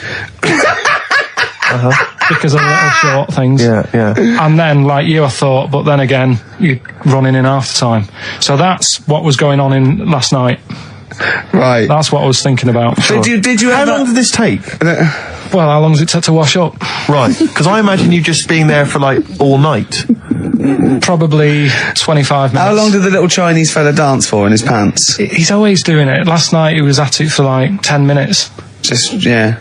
And his girlfriend never sits in the same room as him. She's always sat in the bedroom. She's going, you dance in pants again, I go in next door. Well, she was in the bedroom. She's always in the bedroom, sat on the floor, on the mobile phone. Right. All the time, yeah. It's weird how people's lives are just like, it is like that Groundhog Day thing. It's like, you know, he's jumping about in his underpants. The old woman's sat there reading a book. Yeah. And that's what got me thinking about my life. Do you think she ever Are goes... you sure she's not dead? Every time you look down there, she's just flicking through she's just reading this book. The pages never turn. She never seems to finish it. She never moves from her chair. Are you sure the Chinese Her girl's cats going... are dead around her. I'm going into next door again. That little Yeah, round-headed the fella's smell. looking in. He's looking in at me. The bouncer goes, don't worry, love, I'll go and beat him up. But That's he's always true. getting ready. That's true. They see you staring at him, watching up, going, I could have feet here. And they get scared. The old woman's dead. Oh, Carl, dear. can you tell us roughly which neighbourhood you live in so that we know? It's central. Central, is it? Yeah. Yeah. Wow, imagine if that little... Was he a Chinese fella, did you say? Yeah.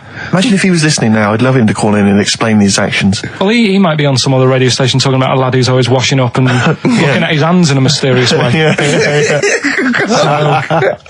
But do we have this doctor that would go, well, all right, Carl, you can either leave them as stumps or I've got a lovely little pair of feet. Why? I mean, I told Jane this, and Jane went, is that the only choice? Because say, could I have some dead man's hands? Have you got any? Where do you get the feet from? Where do you get the feet from? Can I have? What would you rather have then? Human feet or monkey paws? Well, I mean, that wasn't an option last night. That if the doctors said... No, it wasn't an option last night, but don't forget, it's in your head, Carl. This didn't happen. I'm just saying, at the time, that's all the doctor had to offer. But you know, it's your head, you can go anywhere. No, it wasn't a real doctor to offer. It's in your head, you can go anywhere. You're not trapped. Yeah, but if you can do anything, then you'd say, we'll sort us out some other hands. Fair point. Let's play record. We gotta come back to this. 50 Cent in the club on XFM 104.9. We're playing our favourite singles of the year, Yep. and we're looking back over some of our favourite clips of the year. You've done maths, you think? Yeah. Did no revision for that. No. Okay. English, do you remember what it was? Did they ask you about Shakespeare? Did they ask you I about can't books? remember, but I must have done it because I thought that was... It was English language, not English literature, wasn't it? So it was Was it like spelling and all that So sort was it? No, was it like a comprehension? You read a passage and had to ask questions on it. Was it? Did you have to might write a not have short done essay? I don't know, I can't remember any of that. Okay. I did a science. Okay, physics or chemistry? Physics. All right, well done.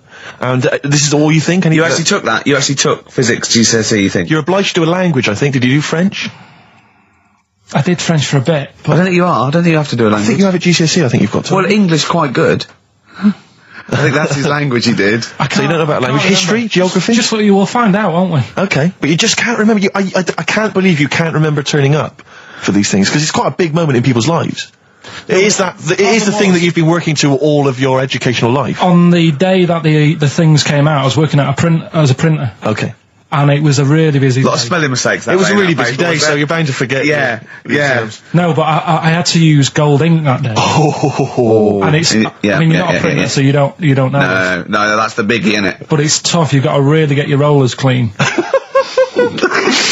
Carl, play a record, mate, and good luck with the exam results. Hopefully we'll have them for you by next week. It's time to give Carl... You're actually nervous. I'm a little bit nervous. Just to recap, Carl is 30 this year. He never went to get his results of his GCSEs. So myself and Steve took it upon ourselves to phone his school, track them down, and we actually got your results. What did you think you took? Did English, Right. maths, Yeah. art, Right. and I think I did physics. Okay. Well, you didn't do any of them. Eh? You didn't do any of them. You didn't register. You registered for one exam and took one exam and got results for one exam. So I don't know what you thought you were turning up to, or you weren't registered, or you didn't. You're familiar with the notion of registering for an exam. You have to kind of officially register in order to be eligible. What do you mean, register? I turned up for a couple. Yeah, you can't just show up. You have to register for them. You have to pay this because it costs the school money, so they have had to have paid for you if they thought you were going to pass. You can't just turn up on the day and ask for some paper at the front. I never got a letter telling me that. Well, that's because you were never at school. But you did somehow register or registered for one exam. You registered for history. It's a topic that you've always been interested in.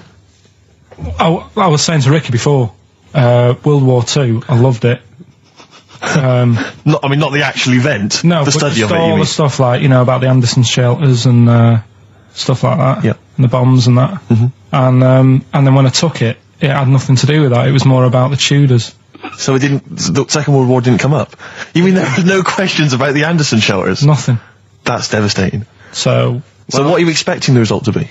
is that seriously? Is that it? Yeah, it's the only one you took and registered. As far as the school is concerned, or yeah. certainly Well, in it's the terms only of one what that they told counts. us. It's the only result. It's the only one that counts. Yeah, you've got. I don't.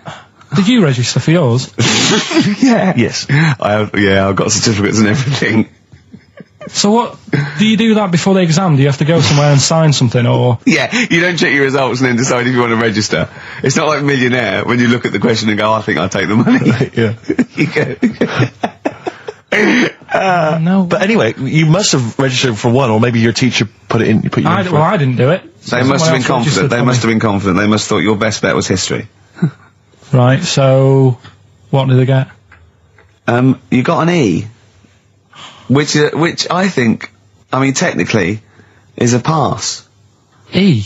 It's a bad pass, but there's F, How and there's much U. longer You're not going to be doing a PhD. You can get an F, right, which is fail, and then a U, which is ungraded. Now, I don't know why the U exists, because F means you failed. U is like them going, you not only failed, but you wasted my time. So, We're annoyed Yeah, that you took yeah. this exam. so who thought they'd register me to get an E? well, they didn't. Well, they think didn't. you'd I get think any. they were hoping. It was rather like you with the lottery. They were hoping see- for something better than You nothing. see, I assume that the man who registered for that thought he can scrape an E if Anderson shouters come up. Yeah. Well, that's it. You've got. Now, what I'd like to do, Carl, is I've started your re-education. You've read a book on Rasputin. I'll be asking you a few questions about that later. I've got another book for you to read next week. Next week, I'm not in the mood. What? Not in the mood. Oh, come on. Look, what's that? What does that say? It's that fella. It's the picture of the bloke that he used to use for Citizen Smith. Yeah? Che Guevara. Yeah. Yeah. He was quite happy, I think, when he found out that Robert Lindsay was involved. He went, yeah, of course you can. No worries, yeah. What are your feelings, Carl? What do you think? Are you emotions depressed? I'm just a bit annoyed because I'm sure I turned up for more, so it just wasted me time. Listen, they don't matter. I'm sure you're doing very well. You know, you can educate yourself. GCSEs are merely a step on the ladder to help you, not just for education, but, you know, they're more vocational than anything else. You're doing very well, and you're reading books. Don't worry about it. Guess how many balloons it would take, helium balloons, to lift a human up? Go on. 6,000. Should we do it? If you want. Brilliant. Next week, that's got to be a challenge. Is there a sort of balloon company or some sort of, you know, party company that are willing to sponsor us to lift Karl into the air with helium balloons? 10 feet off the ground, where we're tether him down, right?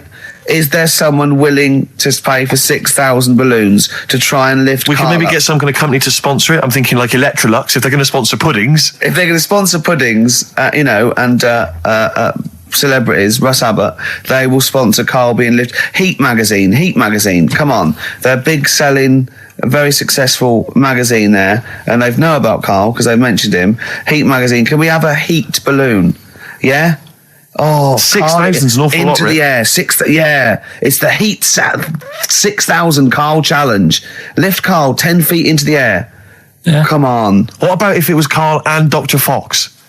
We could get two different balloons. I think we need a lot more than 6,000. a lot more for Fox, isn't it? Mix, yeah. The height. I just explain what I'm laughing at, right? We just had a call from someone saying his company would sponsor Karl, right, to be raised by all these balloons if he could have a walk-on part in the office. And we immediately went, we're worried about that sort of thing. You can't really promise that artistic, you know. And I was worried about the legality of it as well. How can you promise someone that for personal gain that's a private and all that sort of stuff, right? And I went, I don't know. And anyway, put the phone down to him, and Karl went... I love the fact you're more effing worried about that than me being raised 30 feet in the effing air. You started getting scared, did you? Are you worried about it? Well, You're quite excited about the idea of the challenge, aren't you? I like the idea, but I want, like... Why do you like the idea, Karl? Oh, what if it went all wrong and we're there going, the humanity of it. I think we need Karl, to get... he's just And the rope would pull out my trousers.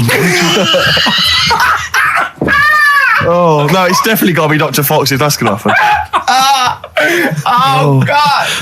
We've got to do this. So hang on, but let's just think about because wait a minute, we say this, but we'd have to get all kinds of health and safety people involved. No, we wouldn't. Of course we can't just start raising you in the air. No, you're allowed to do it on private land, aren't you? Look what happened to the Hindenburg. No, but I was just saying there was lots of people died. Listen, look, all we do is we get someone, right? But what if he gets loose and he just floats off into the air? And he meets his magpie that he lost. He used to peck his grifter. Balloons. His balloons. So I'm so excited about this. Listen, we've got to do this. No, but Please. shut up a minute. Let's just stop and think about it. It's Right. 60,000 balloons. Look, no, it's not. It's 6,000. But 6,000 balloons, that's a lot of balloons. No, it's not. No, it's don't not. be silly. For 6,000. sponsorship, people pay for... no, listen, it's worth it. There must be a company out there that'll pay for this, just so we can film Hang it. on, is there not an easier way of just getting one big balloon? Then the challenge is there's no challenge. No, then. it's Yeah, got to be. it's not as It's funny. got to have people coming up and hooking balloons. It'd be like Buckaroo, and the person who puts the balloon that actually raises him 10 feet wins a prize or something. So hang on. So what we've got each person with like 500 balloons. Yeah. That's mad. Can you imagine how many balloons that is? That's ludicrous. 6,000. Yeah. That's an awful lot of balloons. I don't know. There must be someone that could do this. Oh, look, people have walked on the moon, for Christ's sake. We can raise Karl Pilkington with some balloons. Yes, but they had a NASA budget. We've got XFM behind us. Yeah, but balloons, Yeah. balloons are cheap. You can get about a pack of 25 for about 150. Right, fine. No, True. Yeah, the helium though, Karl. You can't just like attach yourself to a pack of balloons. No, but What, you think we blow them all up? with helium, Right. Oh. off you go. But then we can do something with the balloons, can't we? Like release them afterwards. Oh, we'll release them back into the wild. Brilliant. As a sign of peace. Fly, my pretties, fly, Listen, be free. I am so excited. I've not been so excited about, and when I thought that Robin Ince was going to stay in my cupboard for £1,000. Look, we've got to do this. 6,000 balloons. I don't think it's going to happen. That's an awful lot of balloons, and I just don't think. I don't see how we can tether them all to Karl. He's a small man. No, but Because you have them at different lengths, don't you? yeah, exactly. Karl knows. Can you think about the logistics of this? Oh, someone must know. There must be a company. There's a bloke willing to do it. I know he doesn't know the technology of it. He's willing to sort of stand back. And What if a company just Come on, has access to helium like that? No, we can do this. Come on, And London, someone's done Londoners. it was on the internet already, so someone obviously has done it. Yeah. So they didn't say, "Oh, we can't get hold of the balloons." No, they probably worked it out, didn't they? Karl, you're more excited about this than anything else. About your education, about your exam results. is You're so exciting. excited. And we'll have a little rope. We're like flying a little kite, a little Karl. We're like, let's go, Karl, what will you wear? Like a one-piece jumpsuit Yeah, it'd be lovely. with sponsorship all over it? Oh, it'd be Yeah. great. You're like Jackie Stewart, and just as you go up your little face, oh my God, I'm not going to sleep until this is done. This is the most exciting thing ever. Only 10 feet. 10 feet, yeah. And We need some kind of rope to sort of tether you to the ground. We don't want you sort of flying off. This is going to be great. And he'd have a little crash helmet and everything, and little Dee boppers on the crash helmet, like Yeah. he's a little flying ant. Definitely. We give him a little, oh my God, can we give you an outfit like little wings and everything? Can we paint your face with like children's No, I'm paint? not Yeah. doing all that. Why? Oh, because that would be silly. Oh, please, Karl, do this. Do it. We'll do it for charity. We do it for charity, yeah? Right. Yeah? Oh, this is We'll gonna do it be for children in brilliant. need. Please, just phone in if you can help us. Lift Karl up 30 feet. Let's say 30 I think feet. it has to be a decent. Yeah, it has to be a decent What, height. is there a world record? Because we want to break that if we Yeah, I want to break that. What is the world record for raising a man by balloons? Yeah. Okay, so listen, let's just finalise details here. We've got I'm so excited. email address ricky.gervais@xfm.co.uk. Yeah. Ricky.gervais@xfm.co.uk. What's the number? What's the number? The number, Karl? 08700 800 1234. Lift again, Karl. give it again. Lift Karl. 08700 800 1234. Sponsored by Heat Magazine And or something. maybe even if you've just got an idea about how we might be able to organise it, how we might be able to get it done, if you've got contacts, anything, just get in touch, give us some information. Oh, that'd be great. Karl, we're going to try and get Karl in the air. Anyone that can help us, take him up with helium balloons. Our friend Johnny Mango called again, and apparently the record's 11,000 feet. Karl is getting a little bit nervous. Yeah, the world record is 11,631 feet raised by hot air balloons. How tall's Canary Wharf? It's 11,631 feet. Exactly. I don't know, Karl. Is it how much higher? It's a long way. More. I'm not doing that. Because I'm like 6 foot something. Yeah, think of that. Just look at Steve. All right. Yeah. But you can change your record. You could say, well, the sort of balloons are the one with Mickey Mouse on it or something. Yeah, could I just say something? That man did 11,000 feet, but he wasn't naked. All right? Come on, Karl. Your 30 feet will be the world record for naked ballooning. Yeah? Think about it. All right, it's for charity. Well, thank you for listening, everyone. We are going to raise Karl. And after Karl said, and just to think, my teacher said I'd never be a high flyer. So this is your chance, Karl, to shine, to fly. Steve. It'll be brilliant. 104.9 XFM. Hello. I'm Karl. Ricky Gervais and Steve aren't here. So we're playing through some of the best bits. I say the best bits. It's the bits that came across first. I mean, I'm not wasting my time. I'm a busy man. You know what I mean? So here's another bit. Karl's getting very excited, as we all are, about his new. Should we let him do a little taster for us? Well, I'm very excited about it. I mean, So the gist of it, what is it? What is it exactly? Right. Is it a game show or is it a competition? It's just I just thought it's something that you can play, and also people at home can take part in it. now, would they phone in about this, or they can just play at home while they're listening? They can just play at home. Okay. You mean we haven't got any prizes? No, there isn't. No, I think we could get him to phone in, maybe. Well, I don't know. Let's hear the game idea Yeah. first. Right, it's music related. Okay. Good. And what I do is I sort of tell a little story, Okay. and that story makes up a song title. All right. Well, it sounds ambitious. So Is it a cryptic clue? could be. Say like this, right? Oh, dearie me. Oh, dearie me. Say like this. Right. This woman, right? She's pregnant. You know the answer to this one, so don't be saying anything. This Okay. is just aimed at Steve. Okay. Right. This woman has a baby. Yeah. She's pregnant, has a baby, and the doctors there in the hospital going, "Oh yeah, you've got a lovely little baby Oh, here. you told me that this is... Oh, this guy. Got a lovely little baby. It's just coming out now. You'll be able to see it in a minute. And it's like covered in gunk and stuff. Yeah. And he's going, yeah, it's nearly here. It's coming out. I see its little head and that. And he gets hold of it, and it's full of all this gunk.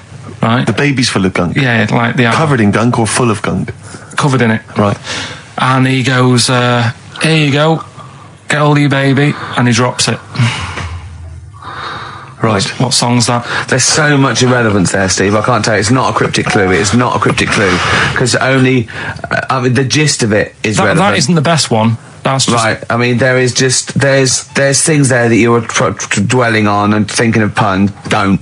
Just go for gut instinct. What was it? What was that? Right, I just need to try and get the basics of this. There's a woman, she's pregnant, she has a baby. Yeah. The baby's covered in gunk. Yeah. Right. And because of the gunk, the doctor drops the baby. Yeah.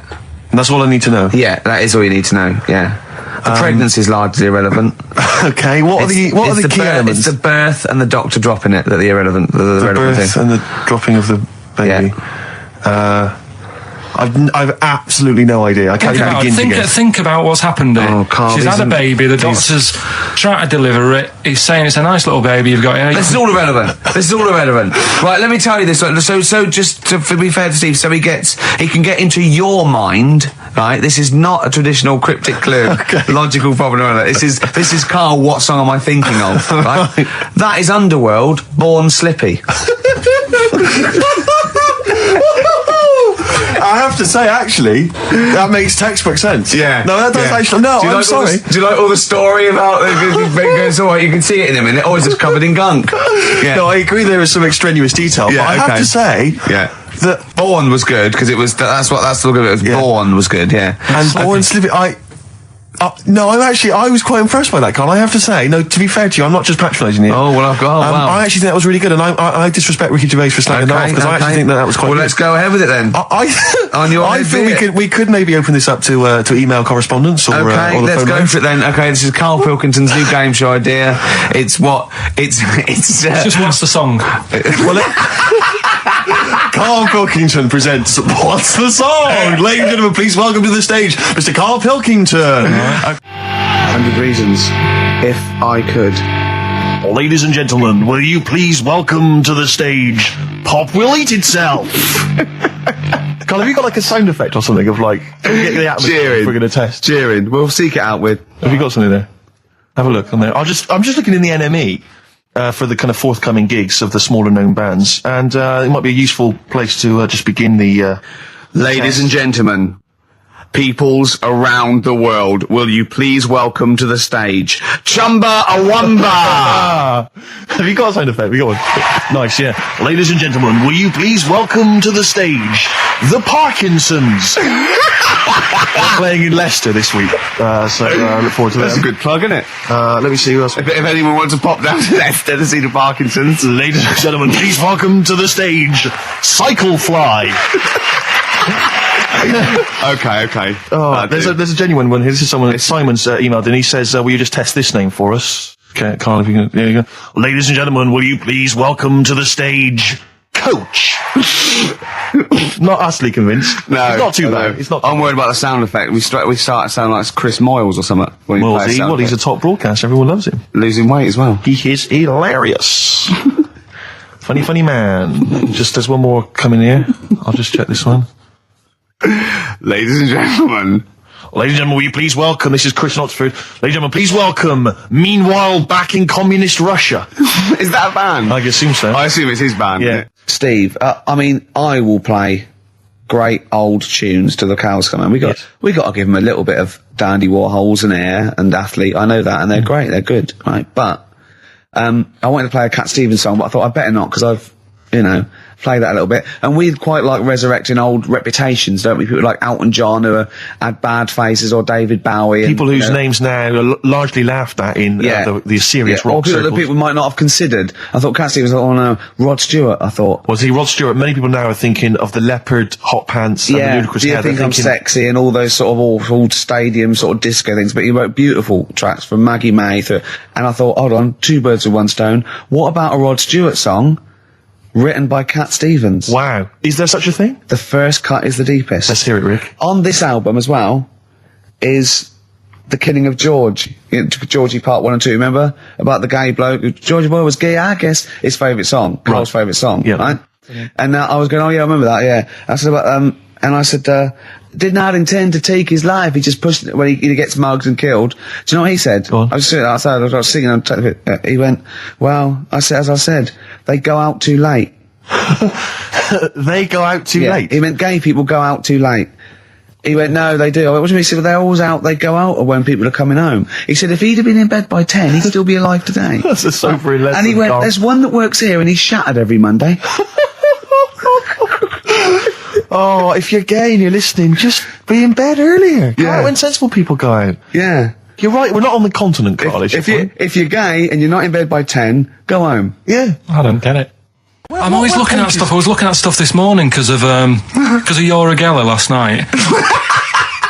eating all that funny food and that, and also they all got a bit scared last night, didn't they, with a snake?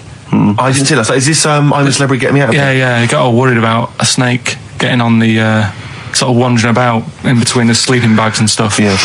And they were all scared, and it's so easy. Leave it with me. Sorry, the doctor says, leave it with me. Leave it with me. Well, they were all scared because there's a snake, and it's so easy to find stuff out. Before they, where are they? Where is this jungle?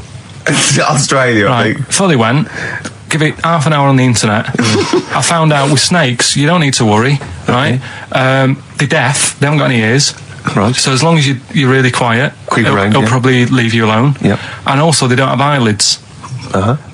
So they were suggesting if one's coming towards you, just like kick sand in its eyes. Because it can't blink and it leaves it a bit like annoyed and it wanders off.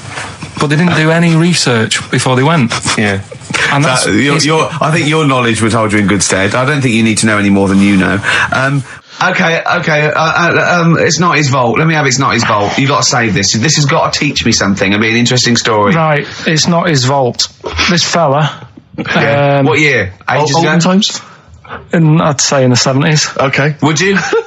Any evidence for that?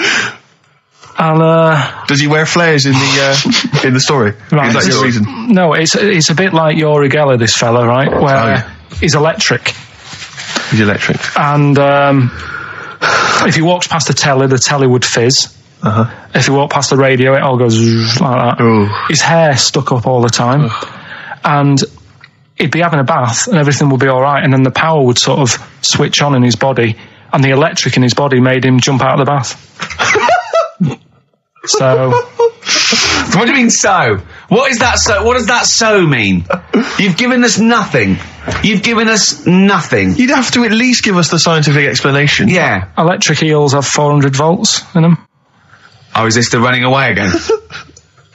What was that one called? Yeah, but It's not his vault. But there's a reason not his fault. It's not his fault. I thought it was going to be something about keeping it safe. I think we should do these the other way round. I It's think you not should his tell us fault. the story and then we'll hear the pun.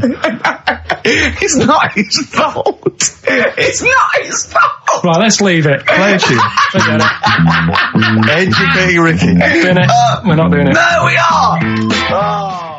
I noticed the other day when Carl was sitting on your knee having his picture taken. It's a long story, right?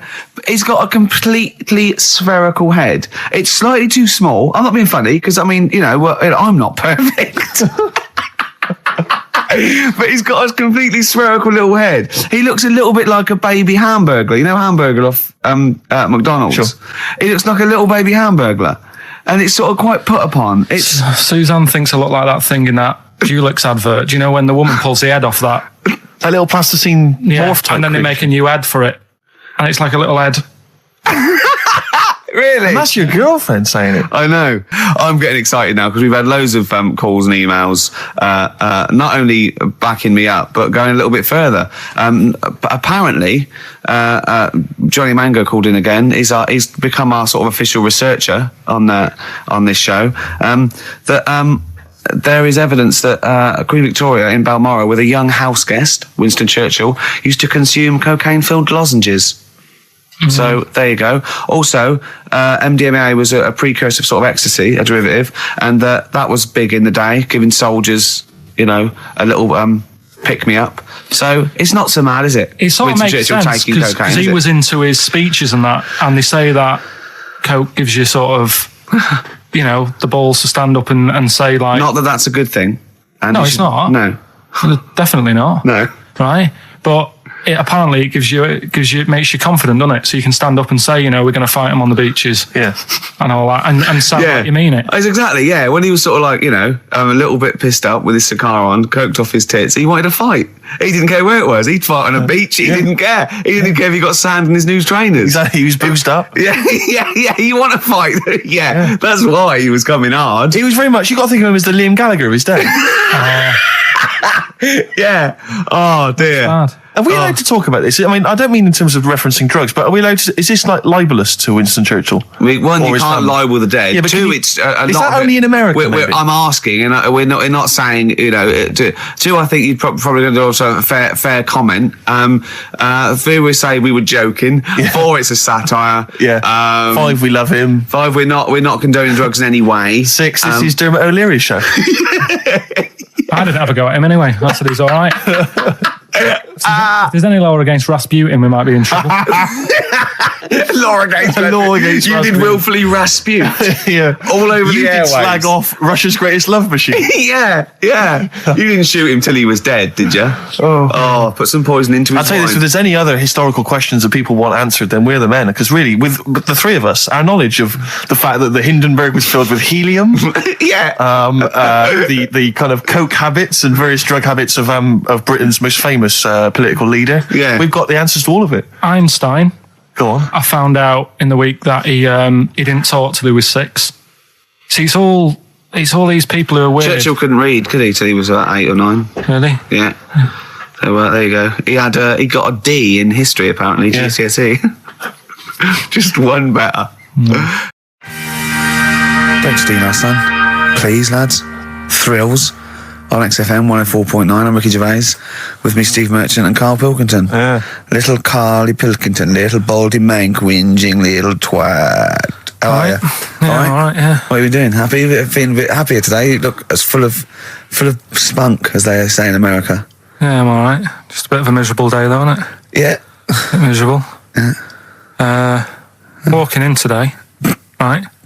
Do you know I walked through like the sort of the gay district of London and that? Right. You don't walk, you mince, don't you? I'm just walking through on the way to work, and I'm always interested in their little shops and stuff that they have, right?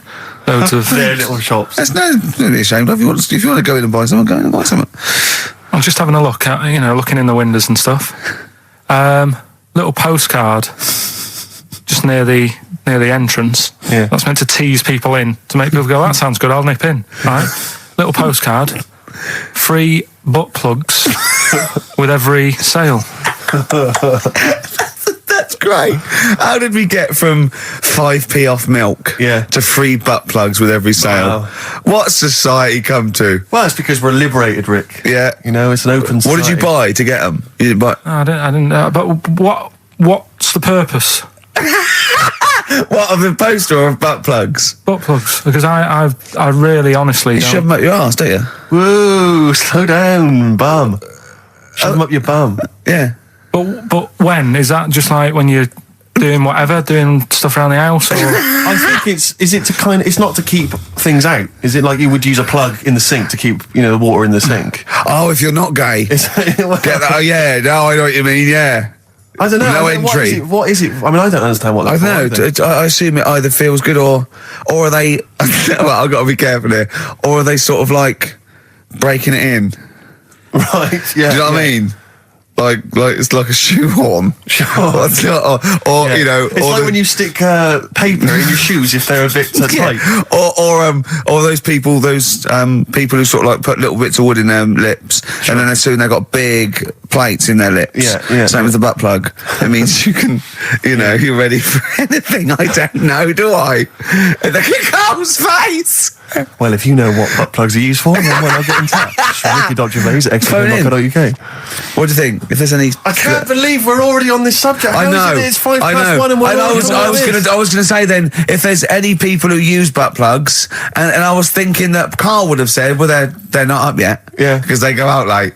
No, but what is it? We're award-winning people. We've written a TV Not on show. radio, though. Not on radio. We're rubbish on radio. I know, but We've got nothing to lose. But I always say to you, Steve, that I like educating people and that.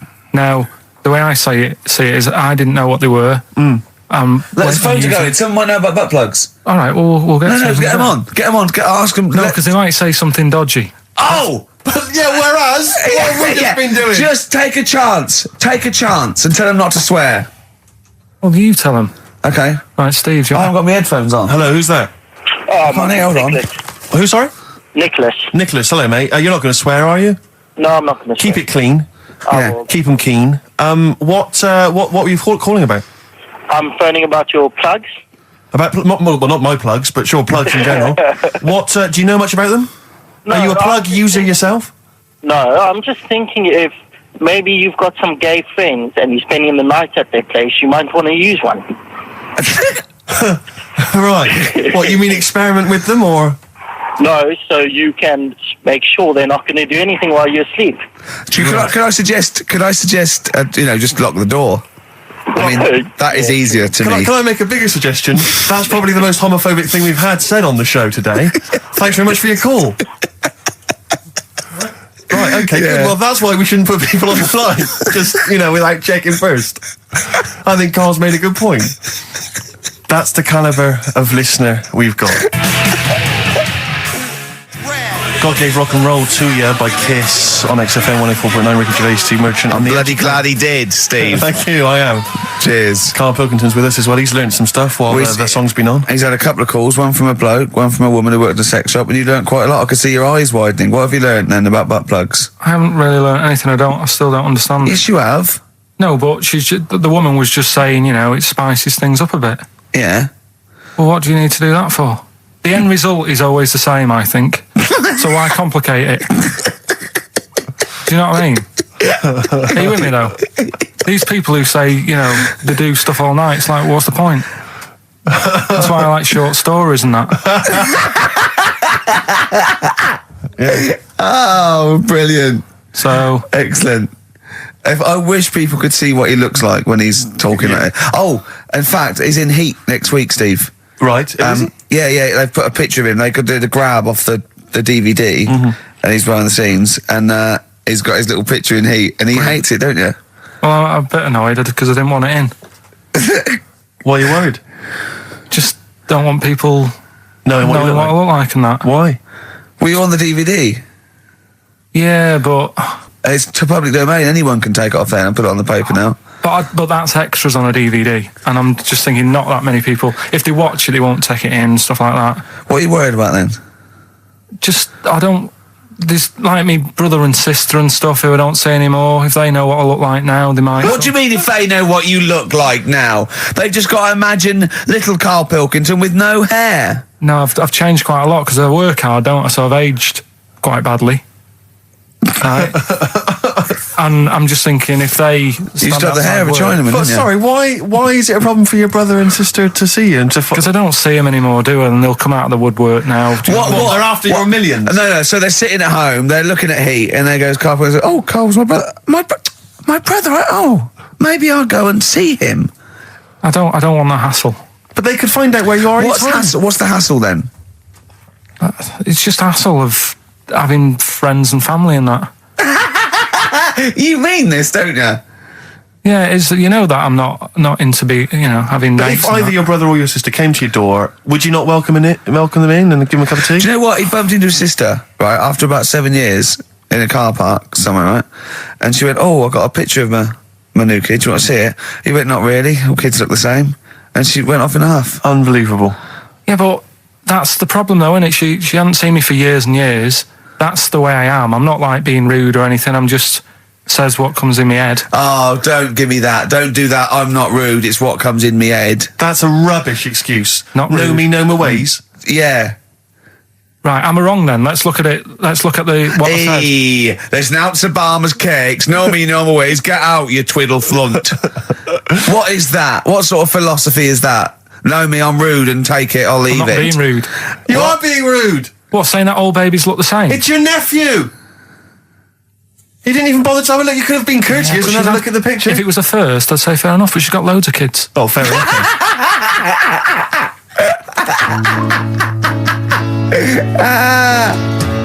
What kind of woman is she? David Bowie, Lady Stardust from Ziggy Stardust and the Spiders from Mars. I went to see him Tuesday. I know you went to see him Wednesday, Steve. I mean, obviously I'm a mental fan, but I think objectively that was one of the best shows I've ever seen. Yeah, it was brilliant. He's got the best band in the world. He played all the hits. It was an amazing show. The sound was incredible. I mean, do you know what I mean? Well, his voice as well. I think people don't realise how incredible his voice is. It was absolutely soulful is the word I'd use. brilliant. Yeah, it was absolutely brilliant. You don't care, do you, Carl? We don't care about this. You never really go to gigs, do you, Carl? The live music experience is not something you enjoy. Can be all right. Go on. I heard that someone else who went to the Bowie thing said that he sort of messed with the songs a bit, which would annoy me. No, he didn't. Not really. Hardly at all. He said when they did Life on Mars, instead of saying something about just the tune of it, he messed with it so it wasn't the same. That would annoy me. What would you do? Get up and leave? But I mean, we're not talking Bob Dylan or Sinatra. He ad-libbed a little bit, I suppose, and it's his song, but it was totally faithful. He was singing the songs. What do you mean? Well, it's just don't mess with stuff. It's like if you went to see Titanic and then the boat didn't have a crash, you'd go, what are they doing? It's like, oh, I fancy messing with it. Well, he didn't. Well, I'll tell you, he didn't mess with it. Relatively speaking, he did not mess with the songs. They were brilliant renditions. That would be a hell of a film, though, where Titanic gets to New York. Absolutely fine. Oh, Carl. But, you're amazing. It's because I work here, though, and there's a lot of gigs going on all the time, and then you get to a point when, you just go, get a bit fed up with that. Well, when was the last time you went to a live experience? Well, I've been to gigs, but the one that springs to mind probably is when I first sort of tried a gig out, and it wasn't a music one. It was Bottom. Do you know with Bottom the live thing with Rick Mail and Adrian Edmonton? Yeah, in when Manchester. was that? Years ago, because it was in Manchester in about, I don't know, 87, 88 or something, and I was set up for a blind date. Right, this a mate of mine sort of set me up to see this. What? girl. So you said let's go to Bottom? Well, I didn't tell her. I just said meet us at the Apollo. I bet she was over the moon, wasn't she? Met her there. I said right. Romantic. Going to see some middle-aged men run round in pants. Brilliant. Well, it's good. It's one of them things that afterwards you got something to talk about, haven't you, and stuff. Yeah. So was it a good gig? Yeah, it was all right. Sort of bought some April fruits and that at the start of the night. Yeah. I think she liked that. And then we watched Bottom. Then afterwards had a bit of a chat. And then... You didn't see her again, I take it? I would have done, right, because she was all right looking and everything. Yeah. But when we were chatting, she said she had a problem with a marrow What? and that. She what? She had a problem with a marrow. She had a problem with her marrow? Yeah. You mean her bone marrow? Yeah. Oh, I thought you meant she had one stuck of her fanny. No, just the... Thanks for that, Rick. That's an image I can't get out of my head. No, I wondered what. Oh, I see. A marrow. I thought you meant a marrow. Her marrow. And is that serious, that? I just was put off it because I thought... if you I think it's more serious than the problem with a marrow. Yeah. I mean... with a marrow and that. It's an idea if you're bored with butt I plugs. love it. I love it. Everything he says is like someone from Kes. It was just that thing that... because You didn't want to go out with a girl who might be ill in some way. Well, yeah, I thought, what's the point in spending time with her, spending money on her and stuff, and then she's going to die on me? Oh! No, but seriously. God! No, but I'm just... See, this is what annoys me. You asked me to be honest, but I'm just saying, what's the point in me getting upset and stuff? No, but it's not the... It was the... One thing is that what's the point in spending money on her if she's going to die anyway? You've got to realise that's not a normal thing to say. No, but what's the point in getting to really knowing someone and thinking, oh, she's really nice, I want to spend my life with her? It's good that she told me when she did. Carl! What, during bottom? This is the most amazing thing you've ever said. Steve, don't you understand what I'm saying? But no, because what? Well, firstly, it's the assumption that she's going to drop dead, and you're going to think, well, I just bought her some open fruits. I don't know what it means when you got a problem with a marrow and that, but she looked pretty serious when she was talking about it. So I was like, oh. Christ almighty! I don't understand what's so bad about her. Play a record! I'll tell you. I'll explain to you during the break. Play a record. Libertines?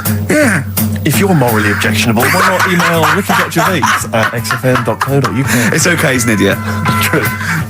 Modest Chambers, Kings of Leon on XFM 104.9. I'm Ricky Gervais, with me Steve Merchant and Karl Pilkington. Steve, Yes. I want to talk to you. I think it was, might have been Wednesday night. I was in the pub. Phone goes. Carl goes, "You watching that thing about Parasites?" Right. I went, "No, I'm out." He went, "Oh, fella with a maggot in his head." Fellow with a maggot in his head. Yeah. And they go, "Oh no, he's pulling it out now." Oh God. I said, "Well, I'll get it. I said, "Yeah, see you later." About 5 minutes later, I get a message on my phone. Beep, beep. I look at it. It just says, "Oh no, there's a fella with his fish up his cock now." There's a fellow with a fish up his cock. Yeah. Right.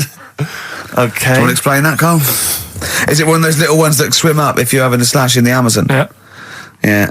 That's weird, isn't it? But it was still like stuff like that. It started off with What does the fish do when it gets in there? just sits there. Why? Well, what else can it do? No, but why does it go up there? Don't know. I didn't listen to that bit.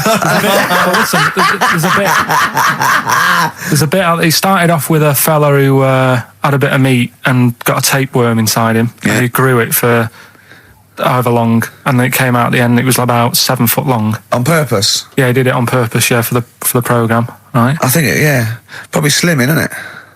Well, I was thinking that could I mean, you're a fan of Waller. Could he purposely have about 8 of them? What, Rick Waller? Yeah, It's a good idea.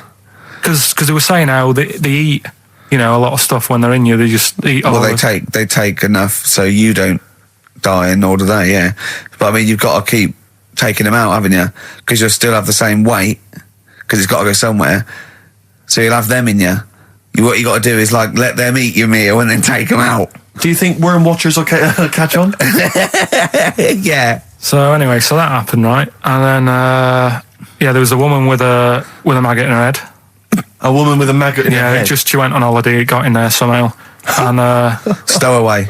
it just it was massive. And the thing is, she had a hole in her head, and she's there being interviewed with the doctor, like, and you can see it just sort of sticking its head out. Like, do you know when you see a cartoon with a maggot in an apple, Yeah. and it looks around like that? Yeah. Why didn't they just take it out there and then? I think they could have done, but the doctor's messing about. It's like, well, it's good for the show, isn't it? And they left it in there. Right, that's libelous. Well, That is libelous. but I found it weird. Why not just grab it?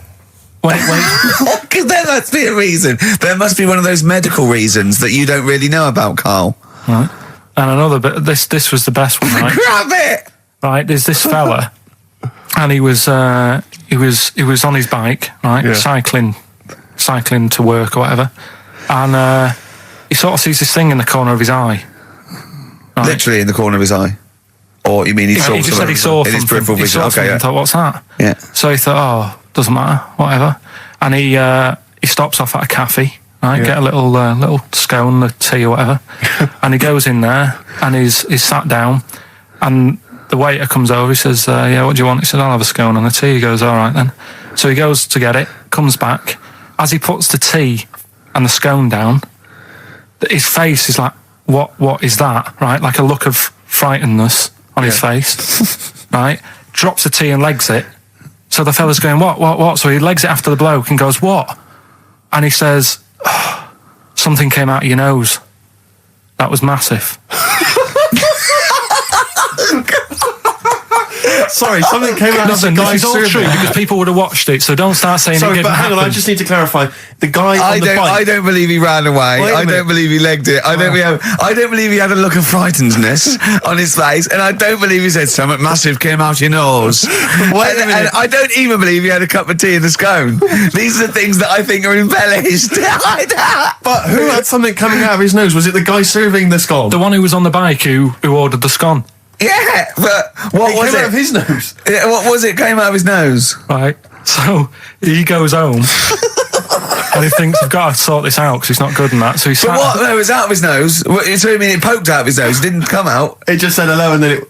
It was like the maggot in the head. Yeah, He just yeah, popped his head out, had a look around and went back in. Why did the bloke drop the tea and run?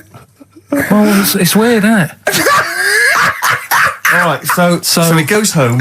He goes home and he goes, oh, God, you know. So he sits in front of the mirror and he's sat there waiting. This thing comes out.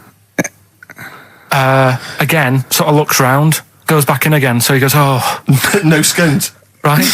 No, he's- So he goes, I've got to sort this out. He goes to the doctors, says to the doctor, I've got something up my nose. It just keeps coming out and having a look round, going back in. Didn't say So that. the doctor's like, oh, I haven't heard of that before. Right. Didn't say that. So sat there. It does it again. The doctor looks, frightened again. Runs away. Yeah. He's He's got a look of frightenness on his face. He had a look of medical frightenness.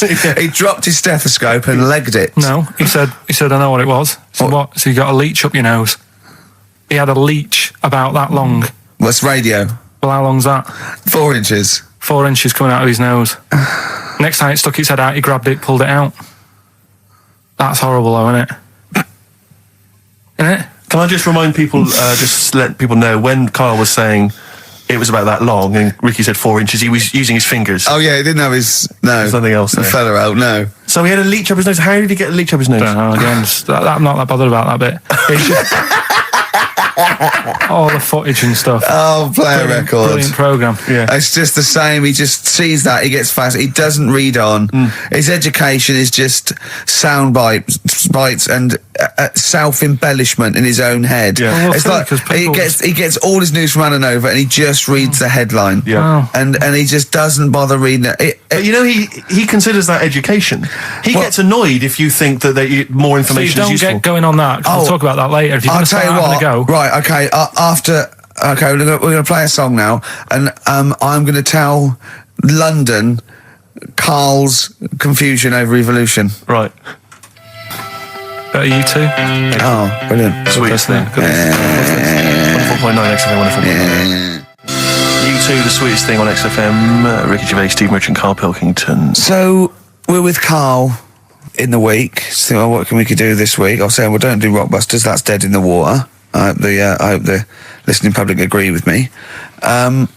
He's going, well, why don't I teach you stuff again? Remember what I taught you last week? I went, no, no idea. Were you joking? I went, no. And he went, Ivan the Terrible gouged out a fella's eyes. Yeah. He actually said Ivan the Terrible at the time. Yeah. So I can't remember. This was a man who had built Yeah. something for Ivan the Terrible, and then But his idea of education is telling someone something that knows more about the subject than him so they can correct him when he's telling them it. And so I said, well, I don't know. And he gets annoyed that me and you are dubious against monkeys who perform bank robberies. And he goes, but you believe in Newton.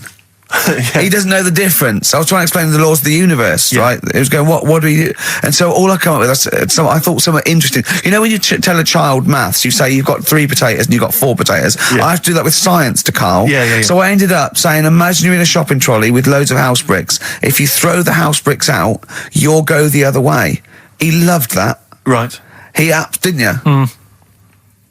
Because I didn't know that would happen. And it's sort of useful to know. It sort of explained a bit to me and stuff. Yeah. Right? And that's why I like doing stuff every week. I think listeners go away going, well, I didn't know that. Do you know what I mean? Karl told me something there. They forget it instantly, just like we do. We're don't. friends of yours, and we forget it instantly. No, the annoying thing with you is, Steve, not so much Ricky, at least he'll listen now and again, he'll just dismiss stuff straight away. I told you loads of stuff yesterday, I told you loads of stuff. But Karl, what you consider education... What did you hang on. What you consider education, I consider tittle-tattle. Well, It's not education. Do you know what I mean? You seem to think it's education. It's just kind of gossip, stories you've sort of half read. right, all right. Example of yesterday. Goldfish have longer memories than people think they do. Yeah. You said no, it's rubbish. No, we didn't. We said, No, where'd you get that we said, from? where'd you get the information from? Yeah. There's not enough information there for it to be educational because you've Because said it's longer also than you relative. think. I don't know. Because that as a statement, it has no objectivity. Goldfish's memories are longer than some people think. That isn't a fact. Exactly. Because we don't know how long do people think a goldfish's memory is. Do you see what that isn't a fact? Whereas as Newton's laws of physics and the universe All right, are. all right. Yeah, but it was just a little thing. And I taught you more than that. I said about there's loads of Chinese people, if you put them in a line, you can't get to the end of it. I don't know what that means. I don't know what that means. There's loads of Chinese people. We know that, but what? If we put them in a line, we can't get to the end of it? We just say there's about 1 billion Chinese people in the world. But what really annoys me is, right, I read something on the internet the other day, because I'm always trying to learn stuff. Yeah, no, you are. I know you are. Right? Yeah. And you're having a go at me because you're saying, well, what does that mean? Yeah, there was a report on, I think it was on Anova or BBC News website. It said, the world may end in 32 million years. Right, first of all, it says may, it doesn't say it will. And 32 million, who's going to argue with that? And yet they're allowed to put that on a website. You're not having a go at them. No, but you Carl, didn't read on. There's more information. That wasn't meant to be a news flash to worry people. That was like, oh, scientists have discovered that possibility. That was just like. Yeah, but again, possibility. No, but Carl, Yeah, but it's there's the other paragraphs that you haven't read. You see, that'll have to give explanations as to why they think that might happen. So therefore, it becomes a news item. It becomes educational. It's not just the headline, the bullet point. The headline's just supposed to. It's supposed to draw you into the story, so you read on. That's not all the information. But then I was trying to come up with things to excite him, and I realised that I was opening a can of worms. I was trying to come up with facts for him. He was going, give me facts. So I said, oh, okay. Why can't an owl? Why does an owl have to turn its sort of head 180 degrees? And I said, it's because the eyes are so large, it has a huge focal point for its sight, that they can't move within the skull, right?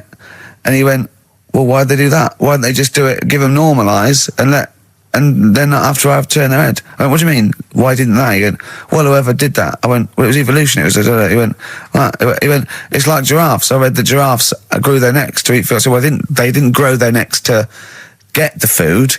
The ones that had upshots lived longer and so got the food and passed on their. He went, yeah, but why didn't they just give them wings? I went, why didn't who just give them wings? He got angry and went, whoever gave them the necks. his understanding of evolution made me fall on the floor. Who do you imagine is they? Because you don't believe in God, do you? So who is it you imagine is they? Well, whoever made us sorted us out. Who? I don't know, it just happens, doesn't it? Yeah, exactly. Well, Carl, listen, there's no will to evolution. It's natural selection, I isn't still it? don't get it though. We talked about an hour, didn't we? I know. Yeah, but to be fair, I watched as Ricky tried to give you actually what was quite a concise and educated version of evolution. He tried to explain it to you, and I have never seen a person lose interest quicker. But I tried to use actual fact, then I tried to use metaphor and analogy, then I showed you some computer programs to show what biofeedback is and everything. I tried all these things, and Steve's right. You were looking out the window. Have you ever spoken, Carl, to someone who's got Alzheimer's disease? And you try to explain who you are, and they're listening, and then that's what you're like. It's extraordinary. But listen, seriously, I went home, I found this book, I found a couple of facts which I think are more up your street. Evolution, a little bit complicated, a little bit big. But this one, I think we may have mentioned it before, I think you'll like this. This is from a book of facts and trivia. The Egyptians trained baboons to wait on tables. That's interesting to you, isn't it? Yeah, that's pretty good. Yeah. Have you got any more there? I'll see if I can find Oh, he's interested. Yeah. Can get the staff. That did happen, You yeah? pay peanuts. definitely happened, You get yeah. monkeys. And then what did they go off and do after that? Well, it doesn't say. I love the fact that he thinks, right, okay, so in his mind, it's the other monkey going, it's 5:30, I'm off, you knew I was going early today, and they go off maybe dancing or something, or they come in late. No, I assumed what you meant there is that was their first career move. And Yeah, then they well, went on. It's like actors waiting to be discovered. Play a record. Just one more before you play a record. Go on, then. You'll like this. Peter the Great. You ever heard of Peter the Great? No. Okay, well anyway, Peter the Great had his wife's lover executed. You'll love this, Carl. Right, so his wife had a lover, he had him executed, and he put his head into a jar of alcohol, and his wife had to keep it in her bedroom. Do you understand? That's every time she saw, every morning she'd wake up and there was her lover's head in a jar. Who took his head off? He took his own head off. Play a record. Play a record. She had a lover, and never mind. Never mind. It couldn't be any more concise. Mad World on XFM. We just had a text, Rick, from Andrew Barnes. He says he watched the same documentary, it would appear, as Carl did in the week. And he says here, just to clarify, the leech nose man got it up there when drinking from a muddy stream. And he goes on, one can only imagine the frightenedness he experienced. Carl. Explain to him once more what happened with Peter the Great. All right, so we've got Peter the Great. Yeah. Okay. And his wife had a lover. That's another man. Another man. Not Peter the Great. She was having an affair with someone else. Right. And Peter the Great, he found out about that. Okay. Yeah. So he sliced off this bloke's head. He killed him. He executed him. Right. You with me so far? The fella who Jesus. she was seeing for a bit. Yeah, there's only two fellas involved. There's two people involved. One's Peter the Great, the other one's not. Right. The guy that's not Peter the Great, Derek the Terrible. Derek the Rubbish. Yeah. Right. He's having an affair with Peter the Great's missus. So Peter the Great slices off his head, puts it inside a jar of alcohol to preserve it, and puts it in his wife's bedroom. So every morning she wakes up, she sees her dead lover's head. You'd have thought he wouldn't have wanted to remember, wouldn't you? Oh. Best bury the head so she don't remember. Well, it was a reminder so as not to put it about. And did it work? Oh, I don't know. I love that. Again, that to me is an amazing thing to do. And you go, did it work? I mean, you've got quite an interesting mind, actually. I mean, you are, in some ways, really, really bright and intelligent. I love the way you think. You're one of the cleverest blokes in some ways that I know. It always says I've got common sense. Well, yeah. And that's more important than knowing about, But it's like you follow the subplot, which is quite an interesting thing. Do you know what I mean? It's like you tell you a story, you'll always pick up on something that I didn't even think was an important bit. It's like you're looking out of the window all the time. So what's important about that head thing? What do you mean? The head in a jar. It's a grotesque thing to do. It shows ego, power, cruelty, and revenge. Although I think it probably did work because he is called Peter the Great. Yeah. So you'd assume he got it right. Yeah. I don't see how you can query that. That's the sort of facts you give us. You see now, you're on the other side of the fence, and you've got questions just like we've always got questions. No, but in Carl's thing, it would have been, turns out, some weird happened, right? And he was still alive. Yeah. And so she was still having sex with body. And his head was watching. Yeah. And Peter the Great didn't even know. See how he's perked up? I understand what you're saying. Now I've learned some other stuff, so I'll see if I can, educate you a bit before 3. But I want to know. To see what I'll tell you what education I want. I want to know what sort of things I can buy this weekend. Butt plugs. No. Have you got any adverts? Oh, yeah. It's My Life and No Doubt on XFM, their version of the Talk Love it. song. Love it. You've enjoyed that, Rick? Yeah, on XFM 104.9. Right, Carl. This is where he shines. This is what Carl gets Mondays off for. Yeah. Okay, Carl, what is it? You want to explain this? It's the bit when I'm in a film and sort of edit me into it so I'm like an actor in a major film. Yeah. We've done Kes, we've done One Flew Over the Cuckoo's Nest, Shining, stuff like that. Mm-hmm. This week, it's A Few Good Men. Brilliant film. Brilliant film. With Jack Nicholson and that. Yeah. So you listen to this and we'll give the question later on, probably. Let's give it after this. All right. Yeah, we'll give it after we've heard the clip. I haven't really got one sorted, but I'll think of one whilst it's on. So have a listen to this, take everything in, and then the question at the end. So it's a scene where it's the court case. Yeah. All right? All right. All rise. Call your witness. Yeah, he's just coming now. All right, Jack. Colonel. What? I'd appreciate if he would address me as Colonel or Sir. I believe I've earned it. Defense counsel will address the witness as Colonel or Sir. All right. All right, Colonel. Bit smart today with all the all the army stuff on? You ever served in an infantry unit, son? Nah. Brother did. He was in the army. He got kicked out though, because he went for a packet of fags in a tank. Weird that, isn't it? No, it's not. It's tragic. I wouldn't say it's tragic. I'll show you something tragic. I always carry this book around with me. I always show it to people. It's got like the top 50 weird people in the world in it, right? It's all sorts of weird stuff in it. Look at this one here.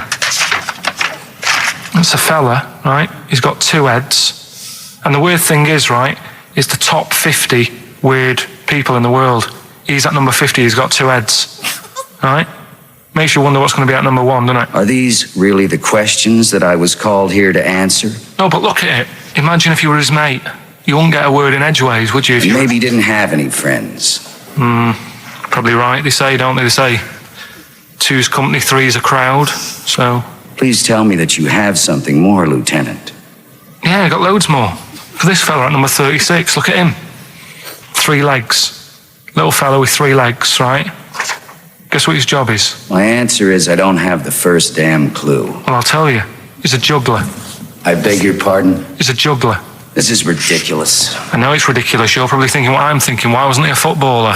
Be great at keepy uppies and that. I'll answer the question. You want answers? Yeah, it's just that I'd like to know the truth. Because you can't handle the truth! Gentlemen. Well, I've paid for the book, so I think I'm entitled to know why I don't give a damn what you think you are entitled to! You better get somewhere fast with this, Lieutenant.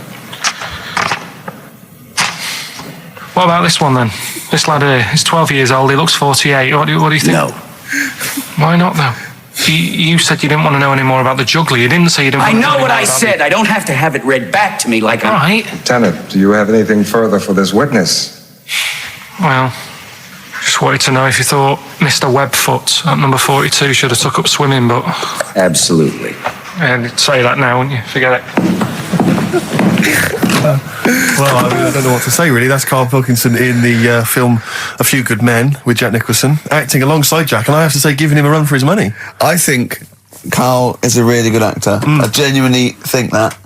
Should we put him in something? Yeah, definitely. Okay. Right, what's the question? What's his forte, do you think? Just sort of playing that sort of stuff. Okay. Deep stuff. Okay. Yeah, so we can sort that out. Think of a question there out of that little lot. You've not got one? Well, I've got it was at number 36, whatever it was. What was it? Don't know. Let's. It was number 50. It was at number 50. Yeah. All right then. Okay. Yeah. Who's number? What? Yeah. Well, yeah. What was odd about the guy who was at number 50 in the 50 weirdest people list? And just text in 83 XFM and put your address on there as well and that. What prizes are there, Karl? Loads of stuff. Yeah. Let me just have a quick look. Oh, that's actually not bad. There's Lord of the Rings on there. Michael Palin's Around the World in 80 Days. If you've not had a chance to see that yet, it's been repeated about 80 times. Look Around You, which is an excellent show. That's yeah, funny it's if you've seen that. There's some other good stuff. That's not too bad. And also the relatively poor stand-up DVD, Ricky Gervais's live animal show, which is mediocre. Can't give him away. Yeah. All right. And yeah, you can win all those prizes if you can answer which question again? Who was the fella who was at number 50 in my book? What was up with him? Excellent. Right, so let's got to play Thorns. some Thorns. Yeah? It's the most beautiful track. I can't get enough of this. You'll love it. You'll love this. Karl, come on, what's the matter with you? Oh, Thorns. that's No Blue Sky. Beautiful, isn't it? And that a great track. it's all right. Yeah. Just had an email, yeah. That woman who opened the Office script could have her head cut off, apparently. When a letter is posted, it becomes the property of the Queen until it reaches the person it was meant for. By opening it, she's committed treason and could be killed. I don't know if you're familiar with this story, Karl, are you? Go on. Apparently, some copies of the Office Christmas specials scripts got sent to the wrong address, some woman, and I mean, I don't know what you do in that situation. Normally, if I get mail that's not addressed to me, I just give it to the postman or put it back in the postbox. Radio 1 tried to speak to her, but apparently she's got a gagging order, which makes us think that she sold it to the Sunday. So we'll read it. We'll read the plot of The Office tomorrow in the Sunday papers, which are ruin it for some people. Ruin it for a lot of people, yeah. But the other thing is, I mean, if it was sent to her, obviously her name wasn't on it. If that's true, in which case, I think that's quite a serious offence, isn't it? I would hope so. I mean, I would hope that, if I sent something in an envelope, it was... But the BBC, the BBC thinks that because the person they said it was meant to be sent to got his, he thinks maybe that's an excuse. Maybe someone gave her the script and said, don't say it came from me. Yeah. So...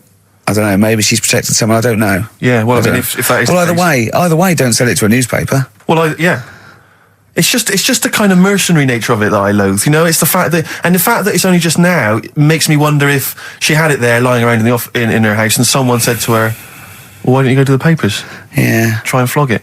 But I just don't think I don't think she's going to get a lot for it, because people are going to see it soon. It's not like it's the Hitler Diaries. Well, they're not very well written. But, I mean... I don't know. I tell you what I'm frustrated by. It's just the fact that it's like we've worked hard to give people some kind of pleasure for this Christmas, because a lot of people are very depressed, Rick, very low at this time of year. They've not got what they wanted. But we're trying to cheer them up, give them a bit of happiness. Yeah, but I think she'll be happy if she gets a lot of money. True. I don't know. I think it's just tacky, really. It's like, I just say, if you're a fan of the show and you don't want to know what happens, then don't read the Sundays Tomorrow, or at least avoid it when it says we tell you what happened. But the papers might not ruin it. The papers might go... We've got them, but we're not going to ruin it for people. That'd be a nice gesture. But all I can say is it's a good job that I send out the prizes. Because that Michael Palin around the world in 80 days will be going to the person who won it. Yeah. And if someone else receives it, they better not try and, do you know what I mean, keep it. It should go to the winner. Yeah, exactly. Right? That is a very good point. So, be warned. Don't open things that weren't addressed to you. Yeah. Pandora's box. There's some sort of lesson there. Yeah. What happened? All the evils of the world, wasn't it? Pretty much. What? Yeah. Don't try and explain it to Carl. No, Pandora's box. Go on. Well, told not to open it, opened it, released all the evils that are in the world now. But did the person say if you open it, loads of evil will come out? It's not true. It's not true. It didn't really happen. It's not like evolution. It's not the truth. But you remember that? Yeah, you won't listen to some of my stuff. Like goldfish and stuff. No, it's not that we don't listen to it. It's that you would pass off how all the evils in the world got here. Because on Anna Nova it would be, Pandora opens box. Actually, speaking of headlines. Here we go. Okay, look, imagine if Pilkington was on News at 10, okay? We should just explain, you cannot be bothered to read an entire news story. You get everything you need from a headline, don't you? Well, I think... it's enough. I think if they did... Well, let's see if this is enough. Let's see if Trevor McDonald just read this on the News at 10, it'd be short and you get back to the football, whatever. Here we go. And here is the News at 2:15 with Karl Pilkington. Bong. Man who walks backwards around lake falls in. Bong. Chinese woman eats dirt. Bong. Man lives in rubbish dump for 10 years. Brilliant. Bong. Czech family says they've got a rabbit with 3 knobs. Right. Done. Sorry, can you just read a little bit more of the Czech family with 3 knobs? Just about a family. Not read it to yourself. Read it out on there. It's just about... He can't read it to himself. I tell him to read it to himself. We still hear it. No, he was, because I could see his lips moving. Come on. Just this fella who had 3 rabbits. Right, just think of this is Trevor McDonald. Yeah. Okay, carry on, Carl. Okay, well, here's the news. Right, good, brilliant. Go on. There's a fella, he's got 3 rabbits and that, and then he checks them out, right? Yeah. 2 of the rabbits have got 2 knobs each. Right. And he goes, that's a bit weird, isn't it? Sure. And they're throwing them around, sort of chucking, showing them around the family and stuff, saying, look at that, that's weird. Picks up the 3rd one, it's got 3. Yeah. So they ate the 2 with 2, because they thought they best keep the 3rd one, because a little bit lucky in that. Yeah. It is lucky, 3 knobs there, yeah. Now here's the sports news, and that's how it would work. Yeah, okay, brilliant. We'll read about the Chinese woman who eats dirt. I'm interested in that. That's it. That is the story, then. What more do you need to know? It's well, I want to know a little bit more. Can you just embellish it? 78-year-old Chinese woman. She says she's 78. Makes you wonder. Yeah. With my theory. Carl's theory is that Chinese people don't age well, and so those Chinese people that are saying they're 112 are really only 33. That's why he doesn't want to be recognised, because he doesn't want to walk out from here into Chinatown. Yeah. on. It just says she's been eating soil for 70 years. She's ate about 10 tons of the stuff, and it's done her no harm. Kept her grounded. It's probably all right for you, isn't it? Because it passes through, doesn't it? Yeah. Well, they say, don't they, if you're having a kid, let it play in soil and that, because... Well, that's to get it immune, But lots of, like, things with sort of birds and reptiles sometimes swallow soil and stones because it grinds up stuff, breaks down cellulose for them. Doesn't do you any harm. All right, then. One more fact from this book for you, Carl. Apparently, officially, the Second World War is not over. It's not actually over because there's never been an official treaty signed between Germany and Russia. So it's still going on. Interesting or not?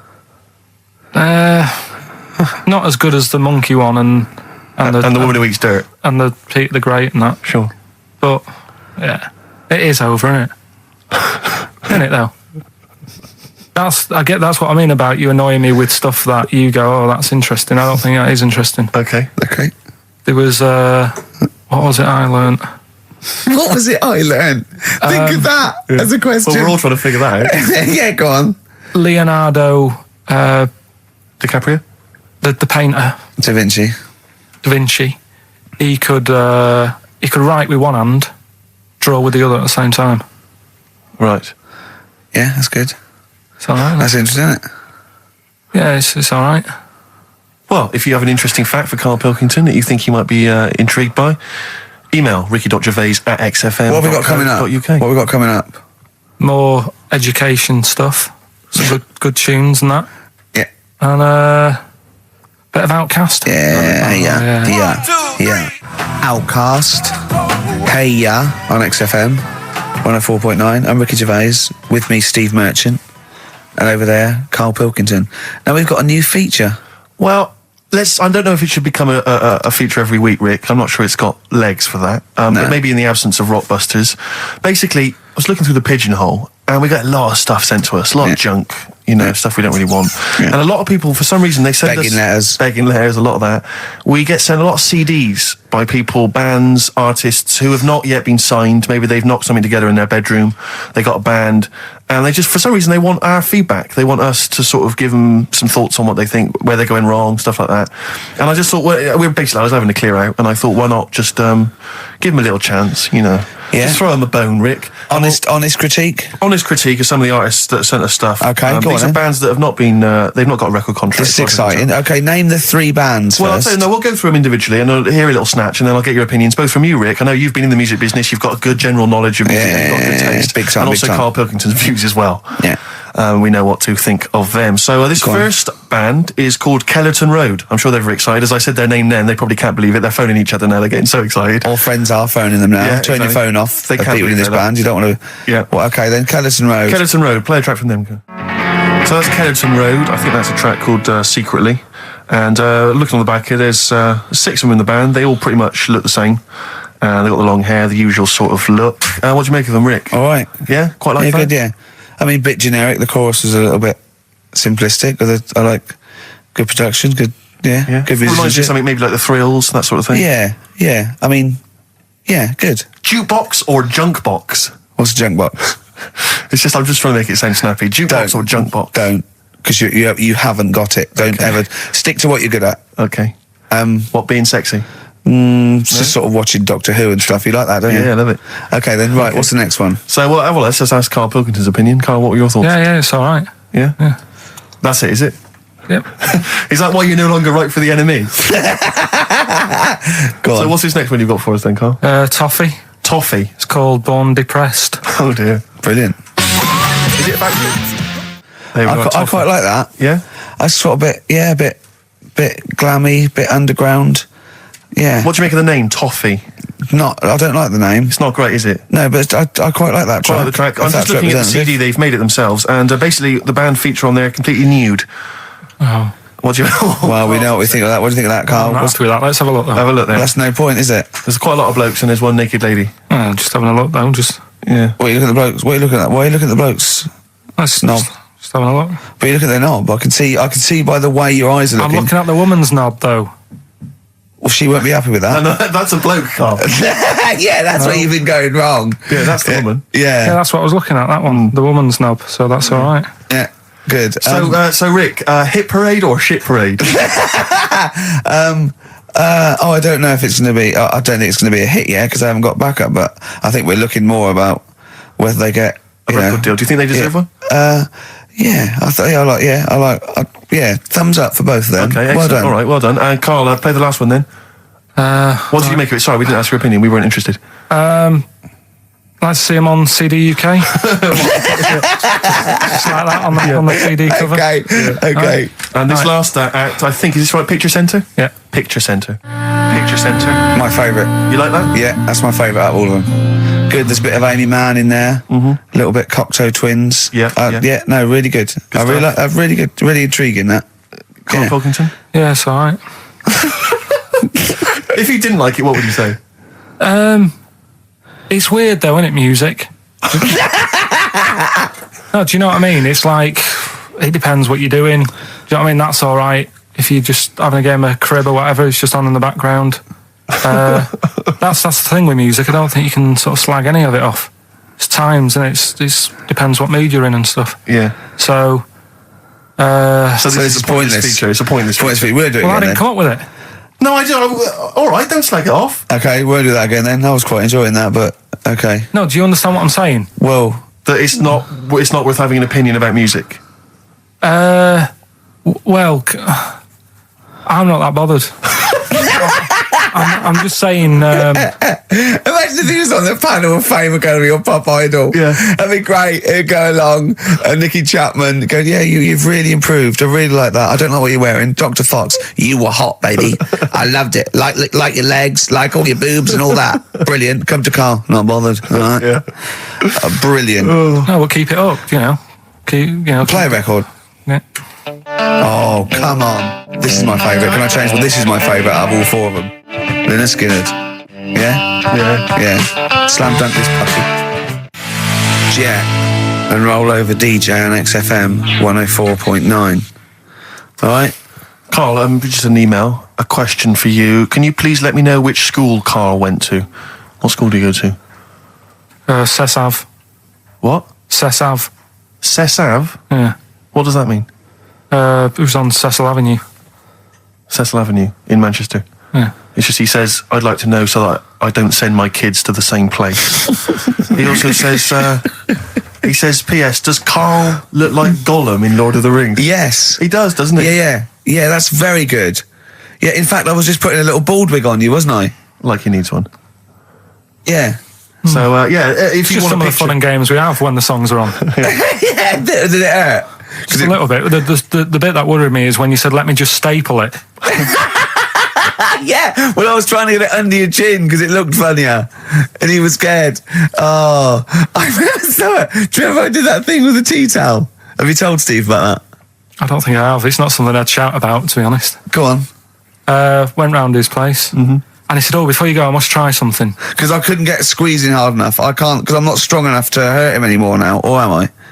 I think I can take it a bit more than I could at the start. Yeah, so I wanted to squeeze his head more. So what did I do? So he said, just hang on, I've got a tea towel. He brought a tea towel in now. I need something sort of long and thin.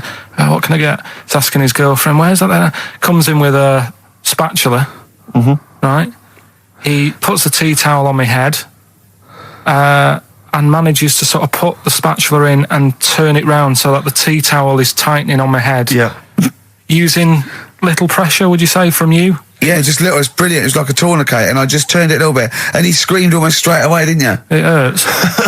But why did you think that was good? When would you need to use that tool?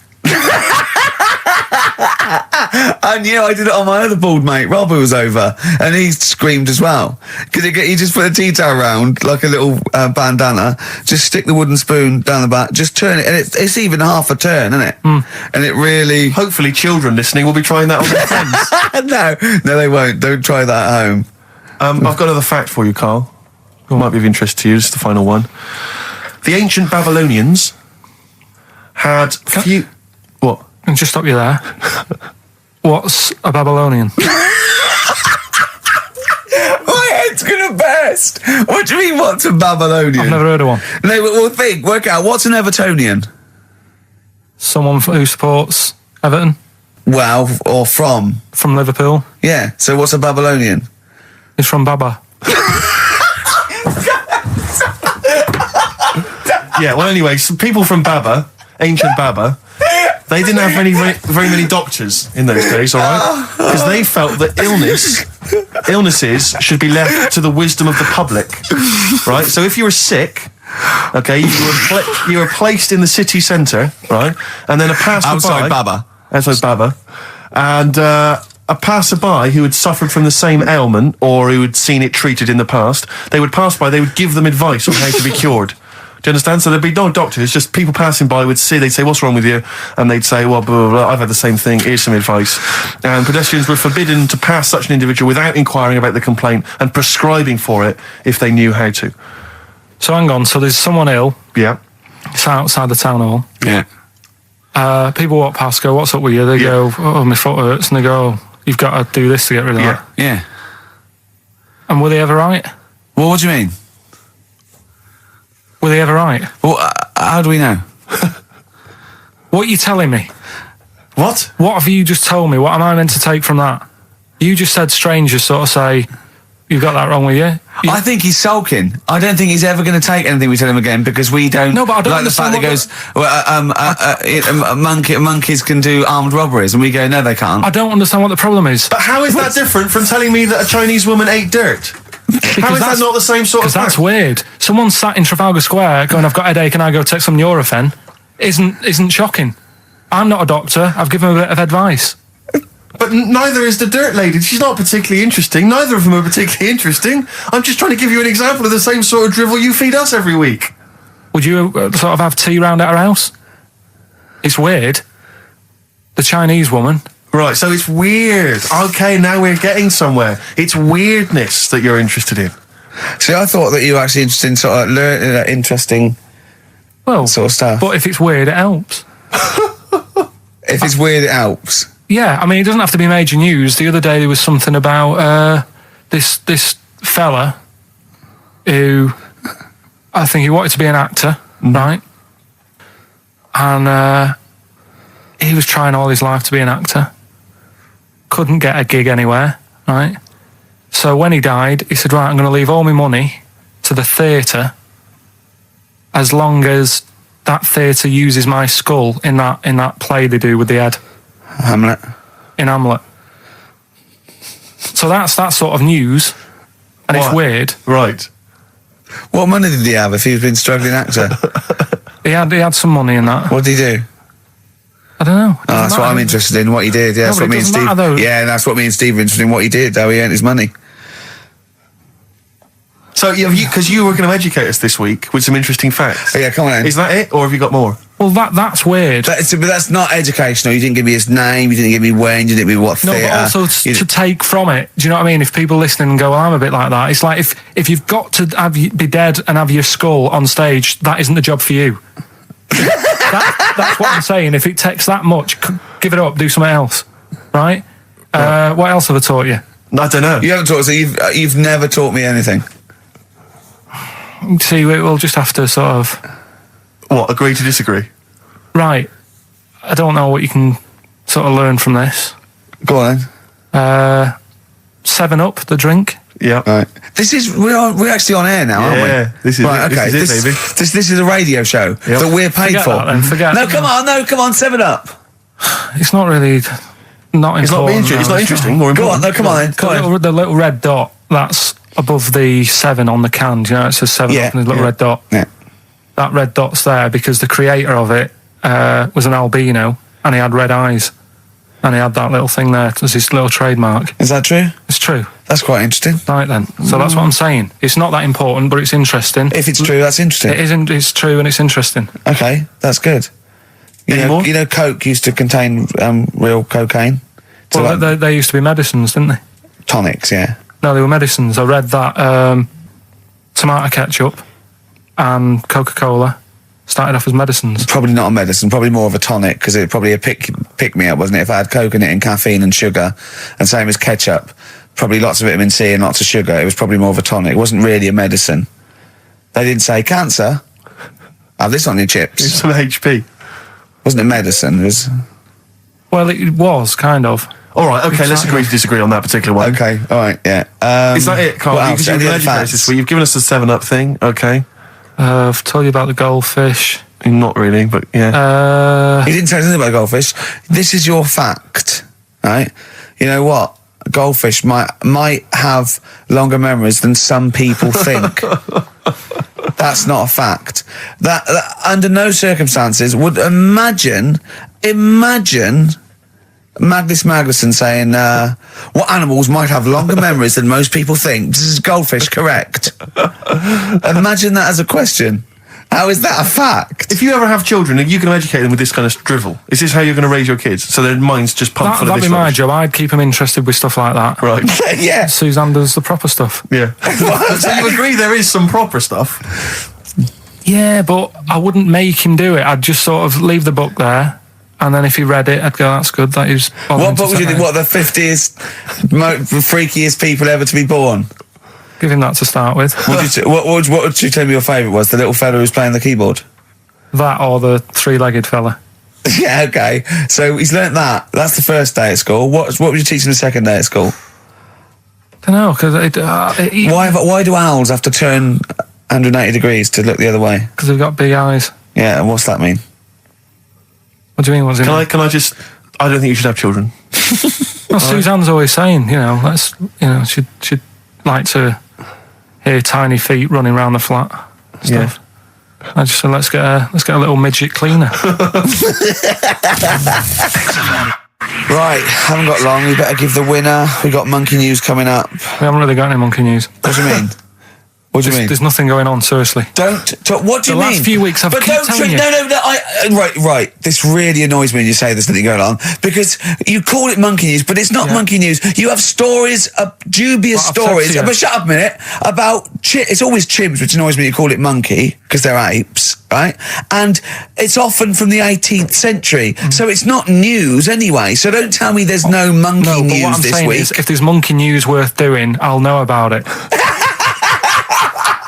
And there isn't anything, so let's leave it. Right, okay, you are going to give me some monkey news, I'm telling you, you are going to give me some monkey news, or we're not leaving. Right, well, my mum sent me some. Right. I got a little letter from her doing the usual sort of stuff, telling me what she'd been up to and that.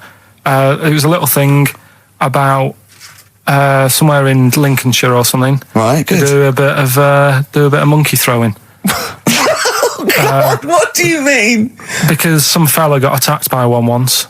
And sort of to remember him, on this certain day, they go, oh, it was today, wasn't it? And that fella got attacked by a little monkey and that.